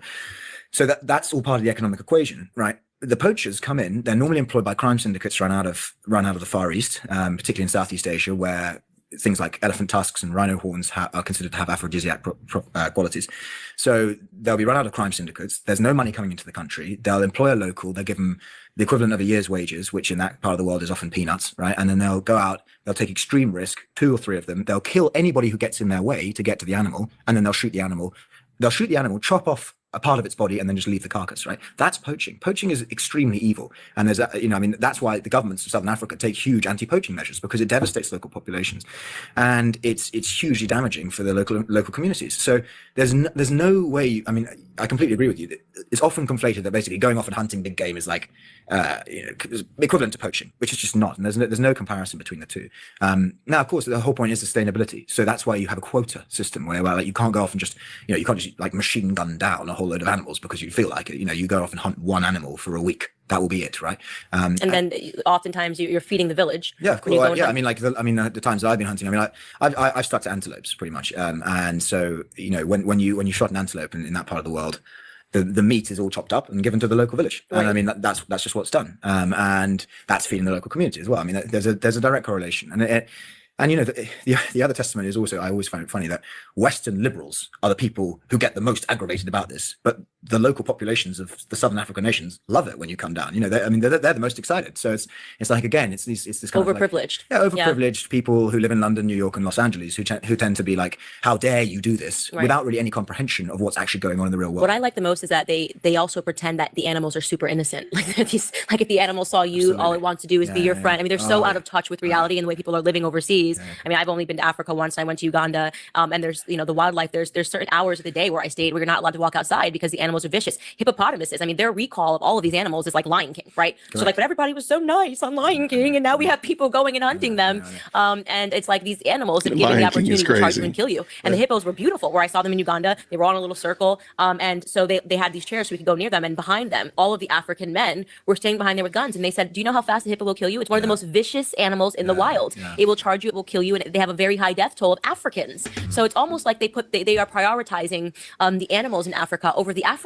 Yeah. But unless they need to adopt a child, then they go right to Africa. Well, you say that. I mean, that's by the way, that is actually how a lot of them think. I mean, certainly I know I've come across a couple of wildlife photographers who would prioritize an animal's life over a human's life. Right. I could see that. Yeah. I mean, it's certainly not impossible. And I think the irony being, going back to your point about the animals being terribly nice, there was actually a very funny video made, I think by a hunter actually, after that Cecil the Lion thing sort of came out, where they were doing a documentary on the sort of fake recording the lives of the antelope that Cecil the Lion had killed, and sort of being like Desutu is distraught at the fact that her husband has just been eaten by Cecil the Lion. And it's one of these things where like, do you ever impact? I mean, we actually saw this the other day. In fact, actually, this is brought up in memory. There was a vegan couple who tried to save the life of a wildebeest as it was being attacked by a lioness, right? And consequently, we were both put in critical condition by the lioness, who was like, "Get off my dinner, right? It's my dinner." And this is the mentality that occupies them. They're like, we must preserve the animal kingdom, forgetting that the animal kingdom is the most vicious, it's the most brutal. It's only humans who have learned to live in peace with one another, right? Right. And I mean, that's part of it. I mean, there was also, feeding into the same conversation is like pets who have come out and said, if you feed your dog and cat vegan meals, it is animal abuse because they require protein, right? Yes, and this was a very interesting conversation which was had over here. Vegans over here were feeding their pets vegan meals, right? And the vets were like, we're sick to death of you coming in with all these sicknesses amongst your pets because you're choosing to subject your life choices onto something else which has no decision-making process of its own. If you've got a domestic cat and you're feeding it a vegan meal, the cat can't just go out and kill something because if it's a domestic cat, it stays inside, right? So you're subjecting it to your life choices. Whereas a child can grow up and say, I'm not really so keen on being a vegan, I'm going to go and eat meat. The cat has no option. Right. So again, it's the same kind of like West sort of liberal mentality has completely taken over people's brains and said like, and there's pockets of liberalism. I'm thinking, like you just said, where they actually take place. It's New York, it's California. They are so out of touch with nature, they're out of touch with the wild, they're out of touch with the idea of survival instinct that they all could use just a free trip to Africa and say, hey, you know what, go up to the lions, pet them, talk to them about their Not pet feelings, them. and see what happens. And you hear these stories over and over again. I mean, it's insane. I just don't understand how people could kill an animal for its skin or kill an animal for its boots or whatever it is. All right, well then you go talk to the crocodile about how you're saving, I often making sure saving nobody the uses skin, crocodile. and let me know how it goes. I often say that the Western liberalism could be cured by a trip to Africa, because I think regardless of your debate, whether or not it's to do with the animal world or whether it's to do with whatever it might be to do with,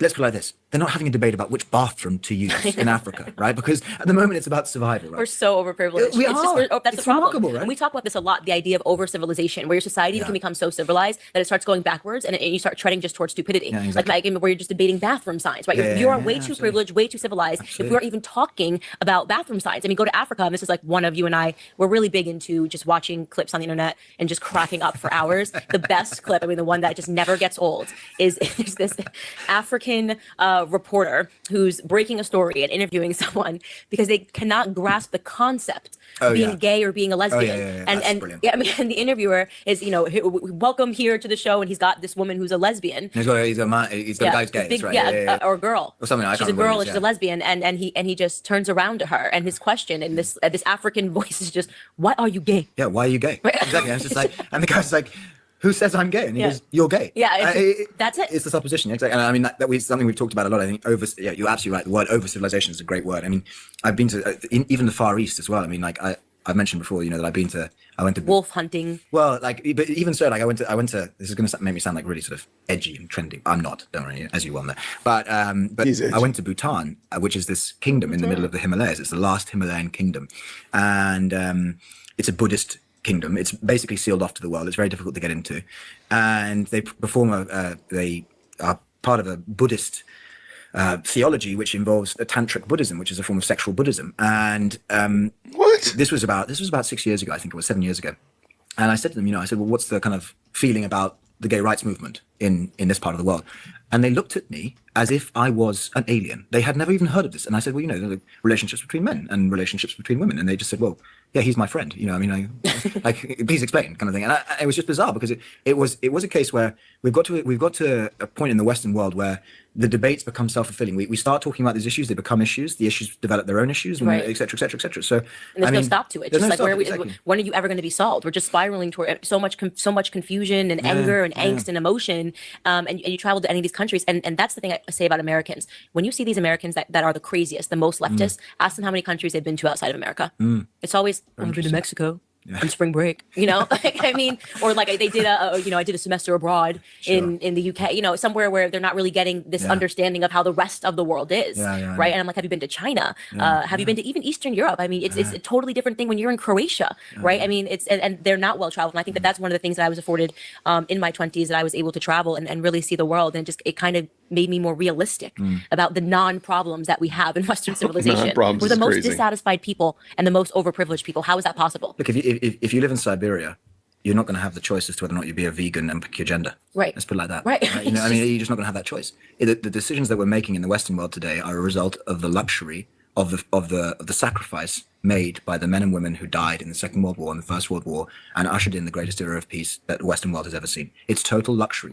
These are luxurious choices we're making. In an affluent, overprivileged society, you get to make these choices. If you're struggling to survive, you do not get to make these choices. There's a quote that works something, I can't think of it off the top of my head, but it's basically a saying that tough times produces, tough men, and peaceful times produces weak men. And we're now suffering from what I talk about, which is a shortage of masculinity, as there really is a shortage of masculinity, and you have people that are crying and looking for ways to be upset. Okay. Okay.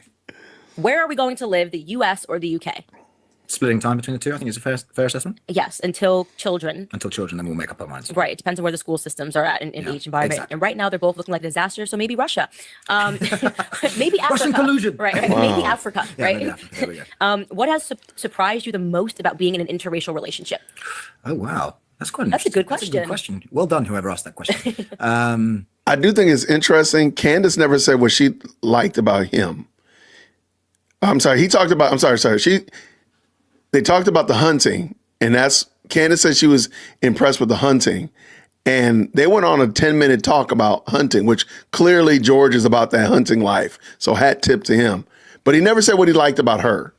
And again, this is my thing. Like, I'm not getting romance. I'm enamored with this person. He just sounds like somebody that likes to talk, and she knows to talk about certain topics that are going to get him to go on and on.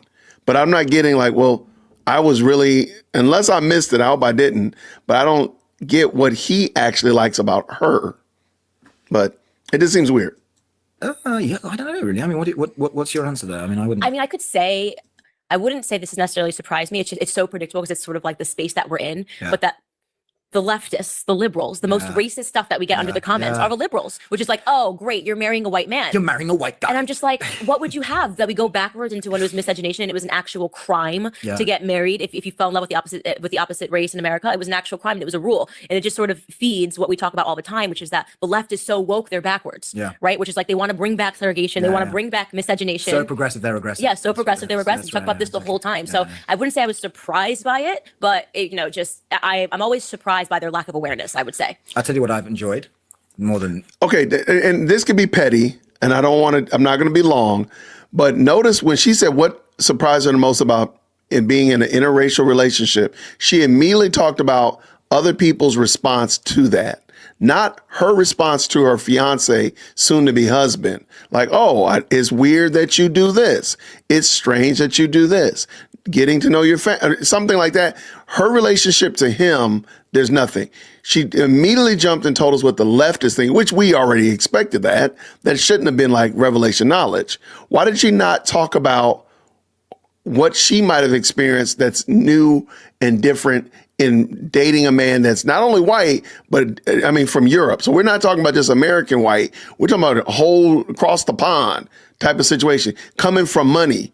And it's such of that nature. It just seemed like it might be, there's some areas of opportunity to say, oh, this is strange in our relationship, not just how people relate to our relationship. Just my thought. Let's go. Surprised me. Ebonics. Oh, yeah. The understanding of Ebonics in the US. I wasn't even aware this was a thing. I mean, Wow. this is also a cultural thing as well, I think, because I'm not sure it applies. It said doesn't. No, I mean, Ebonics. no, it is. It's a black thing in America where we've sort of invented our own language. I didn't even realize how fluent I was in Ebonics. You are completely fluent. I know when you and I, well, because I obviously I grew up in a black household, so it's just the way the way my cousins talk currently. And so George and I will be like walking down the street, and a black lady will walk by and be like, "Well, okay," and George will look confused, and I'm like, "Oh," I was like, "Oh, she's saying that I look really nice," and he was like, "What?" And I was like, "That's it." Yeah, and we were sitting outside the other day, and what was it? There was a black woman who walked past, and she was like, "How do you do?" or something like that. It was something weird, and she was like, "Oh, I see you." Yeah, that's it. Yeah, that's it. Ebonics, Yeah, exactly. And I was just like, and I can see you. I can see you as well. I don't understand what are you saying. Very bizarre conversation we're having here. And then I was explaining that apparently this is the language. It's the language. Okay, I was not ready for Ebonics to enter the chat. I was not ready for black colloquialism to be entered into the group text. Who did this? Wow. That one, I did not see that one coming. I was not prepared for that one. Oh my gosh. Okay, let him go. Let him go. Black people have created their own language, and I didn't even realize it until it's sort of like just being forced to speak a language that you understand. I was like, oh wait, this is fluently Ebonics, and I see you, and well, okay, doesn't really make sense. Yeah, exactly. It made absolutely no sense to me. Yeah, and it's exactly how I speak to whenever I'm on the phone FaceTime with my cousins, I speak fluent Ebonics. You do? Yeah, I do. You do, completely. Yeah, whenever That's a remarkable thing. Yeah. I mean, you talk complete nonsense. But Yeah. I mean, like, it's but you speak in this language of like, that's why I sort of wander around the house doing other things when you're doing it, because I have no idea what you're saying. I have no idea what her and her cousin are talking about. Exactly. That's really funny, actually. What has we've already talked about okay, what has surprised you most culturally about the American culture?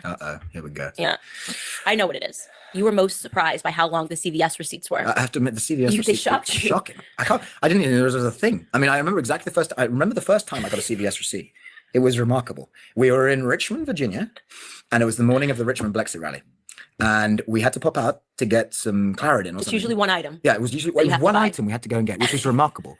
And we go to a CVS store and we walk out, and I'm not joking when I say, how have the environmentalists not picked up How on is this this yet? one How is slipped this through the delivered? cracks? This is like I will give it's them taller that. than me. Yeah. It's taller than me for one item. This is incredible. So for the people that live overseas, we have our pharmacy, which is I guess equivalent if you're in the UK to Boots. And for whatever reason, they just started turning out these receipts where you buy one item and you get a receipt. And I'm not kidding. It'll be six feet tall. We took a it was picture. taller than me. It was taller than you. It was taller How than me. tall are you? I'm 6'2". 6'2". So it was taller than him, and he just could not. I mean, for the couldn't entire comprehend day, it. I was just he was baffled just like, by I the don't whole thing. understand. What is this? Exactly. It's a receipt And it from was CVS. just, I mean, that's just one of the things. I mean, look, you know that I love America. Right. And I think America is an incredible country, and I love it. I love everything about it. I love the Except brashness, CVS. I love the American life. I love the American way. Culturally, there are differences between the two countries. I mean, one thing which I actually find very entertaining as a Brit in America is how much you guys love the Brits. Right? I mean, that's a cultural thing which you guys The seem to do. accents Yeah, get the away with accent. get away with It everything is in remarkable. America. You can walk up and be like, "Look, good evening. I know whether you've got a table for two people, but if you did at sort of 7 to 8:30, that'd be fantastic. Thanks very much." And suddenly, restaurants will clear the menus, and they'll be suddenly going, "Hey, absolutely. I thought you were fully booked. No, we've got space for you. Absolutely, don't worry. Come on in." Like, I love how much you love the British. I mean, Yeah. it's part of that symbiosis between our two nations. Maybe it's just a faded memory where it's like we just go, that sounds right. It sounds like the nostalgia. way it should be said. Yeah, and so that's the way it's it's supposed to be said. it's part of it. I mean, I'm also going to say that I love like Chick-fil-A, and I love it. I love it in That's our thing here. In and Out is amazing. But that's the thing. I love your culture of. I mean, I'm a foodie. We both are. Right, And I right. love that. And I Yeah. mean, we can sit down and have a great meal together and be like. I mean, I'm going to make a complete hard sell here, but the burger at the Trump Hotel in Washington is unlike any burger I've ever had before in my life. And I just love the fact that it's perfected to an art. And I think comparable. Actually, this is funny because we were talking about this the other day. The Japanese have perfected the tea ceremony. This is a huge part of their culture. And I was mentioning to you the other day that there was a former Japanese prime minister who stood down decades ago to perfect the tea ceremony. He went into retirement to perfect the tea ceremony. I sort of think America has done the same thing with the hamburger. Yeah. Like, you kind of were like, we're going to get this absolutely right. And I We love are the fact that nailing you can go pretty much anywhere and just have the most incredible burger. And I will say, I it's never delicious. order a hamburger when I'm overseas. You guys Don't. just It's don't get it wrong. rubbish. And you guys get breakfast wrong too. Like American No. breakfast Whoa, is whoa, definitely whoa. the best. Oh, hang on a second here. I think the English breakfast, you are absent is baked beans in America. Right? Yeah, I'm not a bean person. You know that. Yeah, but you see, beans are They're just a weird texture. crucial You don't part. usually like weird textures, so I'm surprised that you're into the bean thing. No, beans are great. Mushrooms are horrible, but beans Mushrooms are great. Beans, you got to mix up, but we have time okay. for me We to tell you. can correct this. Yeah. How do you stay happy amidst all of the hate that you receive? we genuinely think that the comments that people write are just hilarious. Yeah, I mean, Like we'll do readings, like Shakespearean readings of the comments, the hateful comments that we receive. I will say this, that a few years ago, I've told you this before, when a friend of mine, my closest friend, in fact, was featured in the Daily Mail over here, and it was really the first ever exposure I'd had, or he'd had, and we'd collectively had to the media. And we sat down afterwards and we read the comments under the Daily Mail the article, best. and I laughed. And he and I still remember to this day, we were crying with laughter whilst we sat on the sofa reading these comments, and we did it for 3 hours. I've since that moment onwards, and I think you obviously perfected this art as well. You have to just read them at face value. They are hilarious. Well, and just also understand that someone was deathly serious when they wrote it. Yes, Like exactly. they were like, "This is it. I'm gonna write this I angry will crush words." them Yeah, with this this is it. comment. This comment. Yeah, It's exactly. just And like, it's guys, like- nobody cares. Nobody cares about Yeah. what you think. Like, I just couldn't care less. Like, Yeah, I know. Like, your life is great. I'm sure you live in like a small village in the southwest of Italy, or Right. like, or like Spain, or where like Arkansas, or it doesn't matter. Like, like you're not going to affect my life. But Exactly. the trolls really do think They do. really think they can. Like I if they also- just write it enough and viciously enough, that Absolutely. suddenly I'm gonna collapse. And I'm like, no, where we think it's funny. And I also think it's hilarious because then occasionally when I read these comments and we're having a good laugh about them, you then go onto the profile of the person who's written them, and it's like following 758 people, followed by 8. And it's Right, like, yeah. this person's life is that important that 8 people consider them to be the totem pole by which they will judge their entire life. Right. And it's just, who are these people? Yeah, I read this question is like, how do you stay happy amidst losers? I mean, I think of them as losers, and I laugh at the comments that they write, and that's that. We have a very good sense of humor though. So Well, I mean, and sometimes I think one of the key ones is, and this will be a revelation to those of you who are out there who write this on these comments, but I think the main one is that grifters got a grift. right? grifters got a grift. Yeah, No matter what I do, it doesn't grifters got a grift. It doesn't matter who. Yeah. Underneath every single post I've ever read of yours online is always like Candace Owens, the grifter. Right. And it's like, I don't even know what that word means. I know it but took like, us so long to look it up because we exactly. just like the way it sounded. Yeah, but I mean, grifters got a grift. You've got obviously a degree in griftology, Right. And I think you're the professor of grifting at the University of Grift, and like the presidency of Grift will Right. be yours for It's the rest a of your great life. word. I have no idea what grifting is, But but you've got a I grift. own it, okay? and You've got a they grift. got a grift when Exactly, they grift. yeah, that's They the got a point. grift. What is something you do not necessarily agree with, but respect about each other nonetheless? Well, the big disagreement, as you know, that we've had in our relationship. Oh, we're doing this. Well, we can go there if you want, but I Okay. think the big disagreement we've had is whether or not gorillas Have souls. have eternal souls. Okay. And I think this is I'm glad to invite the world in on Yeah, we can open this up. Clearly, gorillas have souls. Okay. clearly gorillas do not have He souls. doesn't think gorillas have souls, and I'm pretty convinced that gorillas have souls. I don't know. They look exactly like human beings. Like- You see the videos online of them like scrolling through Facebook and Instagram now. It's like, how can you look at that creature Okay, well, and not recognize the creature has a soul? Because I assess this from a theological basis, and I would say that if you impart a soul onto a gorilla, you have to impart a soul onto all animals, and I would say that. But we're animals. So We you say are- humans don't have souls? No, I say humans are different from the rest of the animal But they're kingdom. not gorillas. So, Not gorillas. so you see, in your world, I've defined it by an absolute. I say that humans have souls, animals don't, right? And you can say we are animals, but we are different from every other animal, which is true. We are, because no other animal has created what humanity has created. But I would say that your Give gorillas a chance. your your definition is there's a gray area between the animal kingdom. So in the Venn diagram of life, where humans are one circle and animals are the other circle, right? You've got this overlap where gorillas sit. And Yeah, but because Robin Williams was friends with gorillas, I watched all I the know, you specials. told And when me they this. told the gorilla Yeah, you told me. that he died, the gorilla cried. It's like, how can you say gorillas have a soul? We're gonna move on from it because it's a contentious issue. I everyone, okay? respect your opinion, but I disagree. Okay, what have you learned from each other? Wow. Grift has got a grift. Griff has got a grip. What have I learned from you? I would say what I talked about earlier. I learned a lot about hunting, and I'm kind of really into it now. Oh, yeah, that's interesting. Yeah. I mean, I would say, well, there's two areas. I mean, I think at a relationship level, you learn a lot about each other, and you learn. I mean, relationships and getting married to someone is all about, it's about patience. It's about growing. It's about giving and taking. It's about our relationship. And that's something that you develop with everybody. You have to learn about the other person, learn what makes them work, learn. I learn how you work the whole time, and we spend pretty much every day together. So it's I learn a lot about you that way, and it's unique to you. And that's what I've learned about you since we've been together. From a philosophical, intellectual perspective, what have I learned from you? Huge amount. I mean, the whole way American politics works, it has been elaborated by you to me. And what have I learned? I mean, we've had some great political arguments, the two of us. And I think, I remember being. There's so many videos on YouTube. Candace Owens crushes, like leftists plus interviewer. And I've definitely felt once or twice that you've crushed me in intellectual debate, and I'm pretty sure there's a couple of times I've crushed you as well. So I mean, Right. I think from that perspective, We love debating. like, do you remember the argument? Do you remember it wasn't an argument? It was a conversation about facts versus truth. Right. And that was like, woof, I spent the rest of the day recovering after you demolished me at lunch once about fact versus truth. And that's something that I love. I mean, it's one of the many things I love about you. Yeah, because, we challenge each other. Yeah, we do. We really challenge each other. Yeah. Right. Are you a Christian? I am. Yep. You know this. Yeah, I know, but people that are watching this don't know. Yeah, I'm a Christian. Yeah. Okay. Who says sorry first? Me. You think it's you? I just wanted to say that. I to don't your know. reaction. I don't think so. I think we both apologize. Yeah, we do. I think we're actually both really good about apologizing and just like owning up to it and moving on from it. It's actually I would say this. It's something that my dad always taught me, and I think it's hugely important. He always said to me, from a relationship perspective, he said, "Don't." Women are always right. No, he didn't say that. But basically said that. No, but he said never argue on a Friday night, right? Because everyone's tired at the end of the week, and you're just exhausted. And I always thought, yeah, that's really good advice, actually. And then he always said, and make sure that if you haven't said sorry by an hour afterwards, go and say sorry. And I think that that's completely true. And I think you and I both do that together. I mean, the times when we have had, We don't really argue. we don't really as argue an part awful of lot, but thing. when we do, when we have bickered in the past, Right. we both tend, because we're both kind of quite intellectually proud, I think, in some ways, Right. we both tend to kind of puff ourselves up and be like, I'm absolutely right about this. How can she or he completely disagree with me? And then within half an hour, we're a bit like, okay, Yeah. I'm sorry. Yeah, exactly. I agree with that. Ice or no ice in water? No ice. No ice. Stop putting the ice in the No. water. What It's, is with it's no? really bad. Please. Yeah, it's horrible. Please, it gives you It's a very such American thing. It is. Yeah. Like, what is with that? I mean, like, That's another cultural ice water. difference. I just don't get ice water. I know water's fine. No, water's great. Yeah, I I've don't want. never liked I don't ice want water. polar ice cap water. Like, I don't go to the polar ice caps to drink. Like, I could just. I just can't drink it. It's literally it's just so too cold. Yeah, it's Exactly. just too cold. Ridiculous. Anyway. This is a great one. What is your favorite book? Oh, what a great question. I know yours. You have one.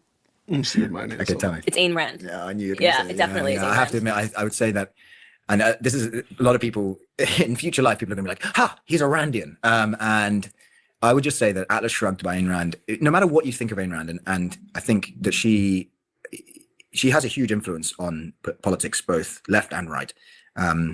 No matter what you think of Ayn Rand now in your life, and I would say that this is something that American politicians have also said and British politicians have also said. I think for a lot of people, when they're in that kind of late teenage year, early, sort of early 20s, if you read Ayn Rand, she offers a perspective on life, which it's just such a mind, it's such a mind shaping event to read Atlas Shrugged. And that's what I did. I mean, it was, when I read Atlas Shrugged, it was just like one of those things where you're like, wow, this is an incredible book. And I mean, it is just one of those things. It's a magnum opus. You've got to sit down for like a week and read it.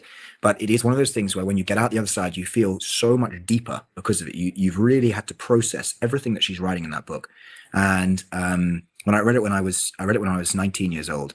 And I think for years you go through the school system, and if you're a conservative bent, which I was from sort of, quite a young, well, not a young age. I think in my formative years, I developed a theory of my own kind of conservatism. But if you've struggled to have the philosophical justification for why you support free markets, you read Ayn Rand and you come out the other side with the gospel, and that's kind of where I ended up.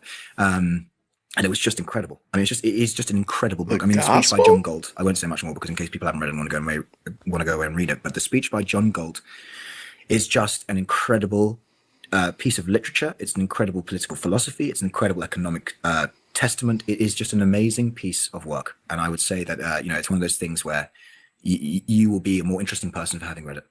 I feel like I can't say Harry Potter now. So The I'll Chamber of say- Secrets or The Prisoner of Azkaban?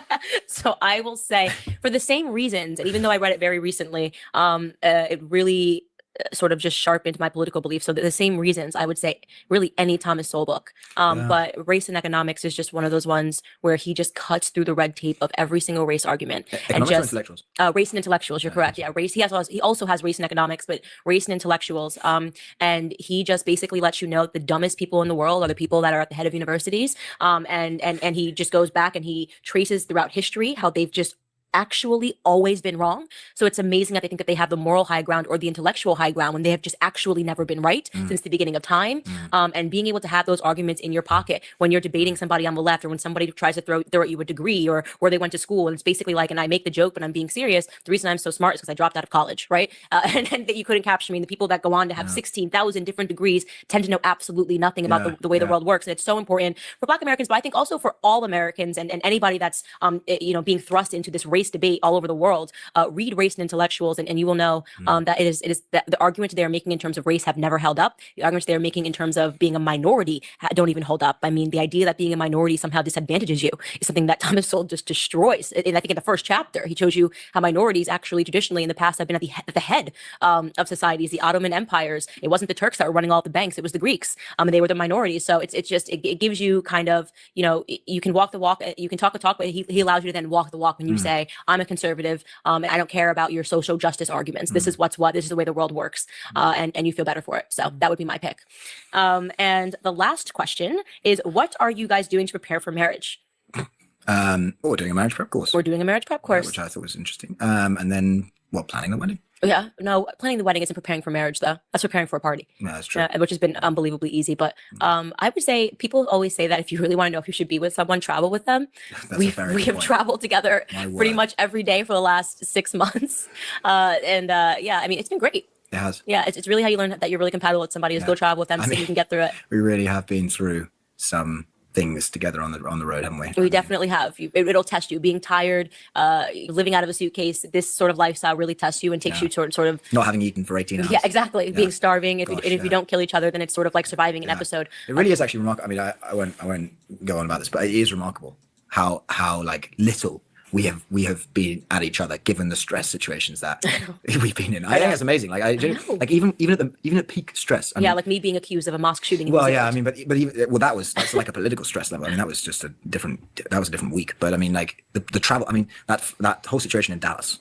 When we were trying to get out of Dallas when the hurricane blew through, and we were sitting on this plane, and then we had to deboard the plane, and I mean, it was just grim, right? The whole thing was grim. But even then, like, I think our patience was tested once on that between each other on that day, when it was like one of the. I think in anyone else's world, it would have been like a whole argument. It just would have been grim, but and yet remarkably calm between the two of us. And I think we've really put our relationship through the crucible. Before we it's real. Well, we have a lot of similarities. I think that what we know is that one of us is probably getting more frustrated with the situation than the other one. So I'll always concede and be like, he's more frustrated, so I'm going to be calm. And then like when I'm at my moment, where I'm just like, you'll be more calm. I'll just be like, I know what. Yeah. Okay. Yeah.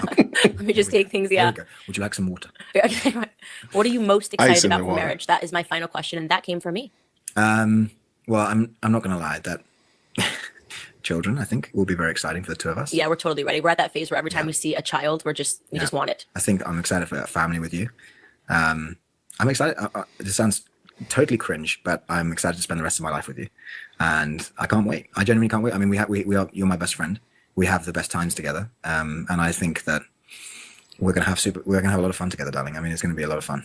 And I think for me, it's probably, I'm just excited that the anxiety of my life is over. And I always say Yeah, this, you've said is that before. yeah, people always try to glorify the 20s. It's like, yeah, you're in your 20s, you have freedom, it's fun.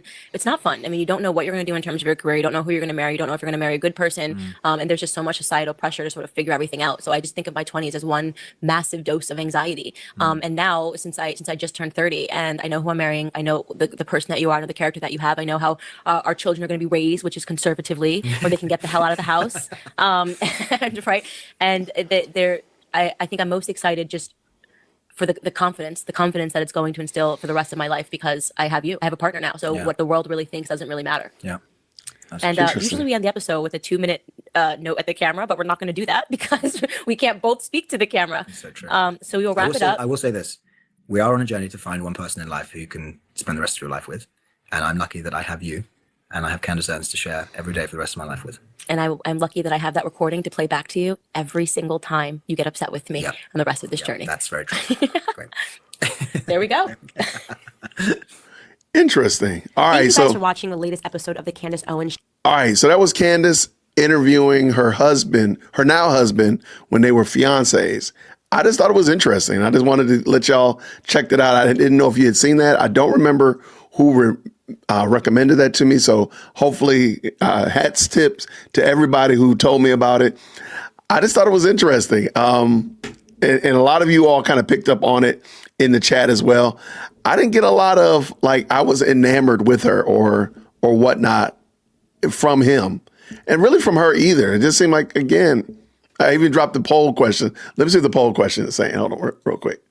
Poll question. Shout out to the poll question. What did I do with it? Oh, it's right here. All right, because I wanted to see, even what was your opinion of this situation?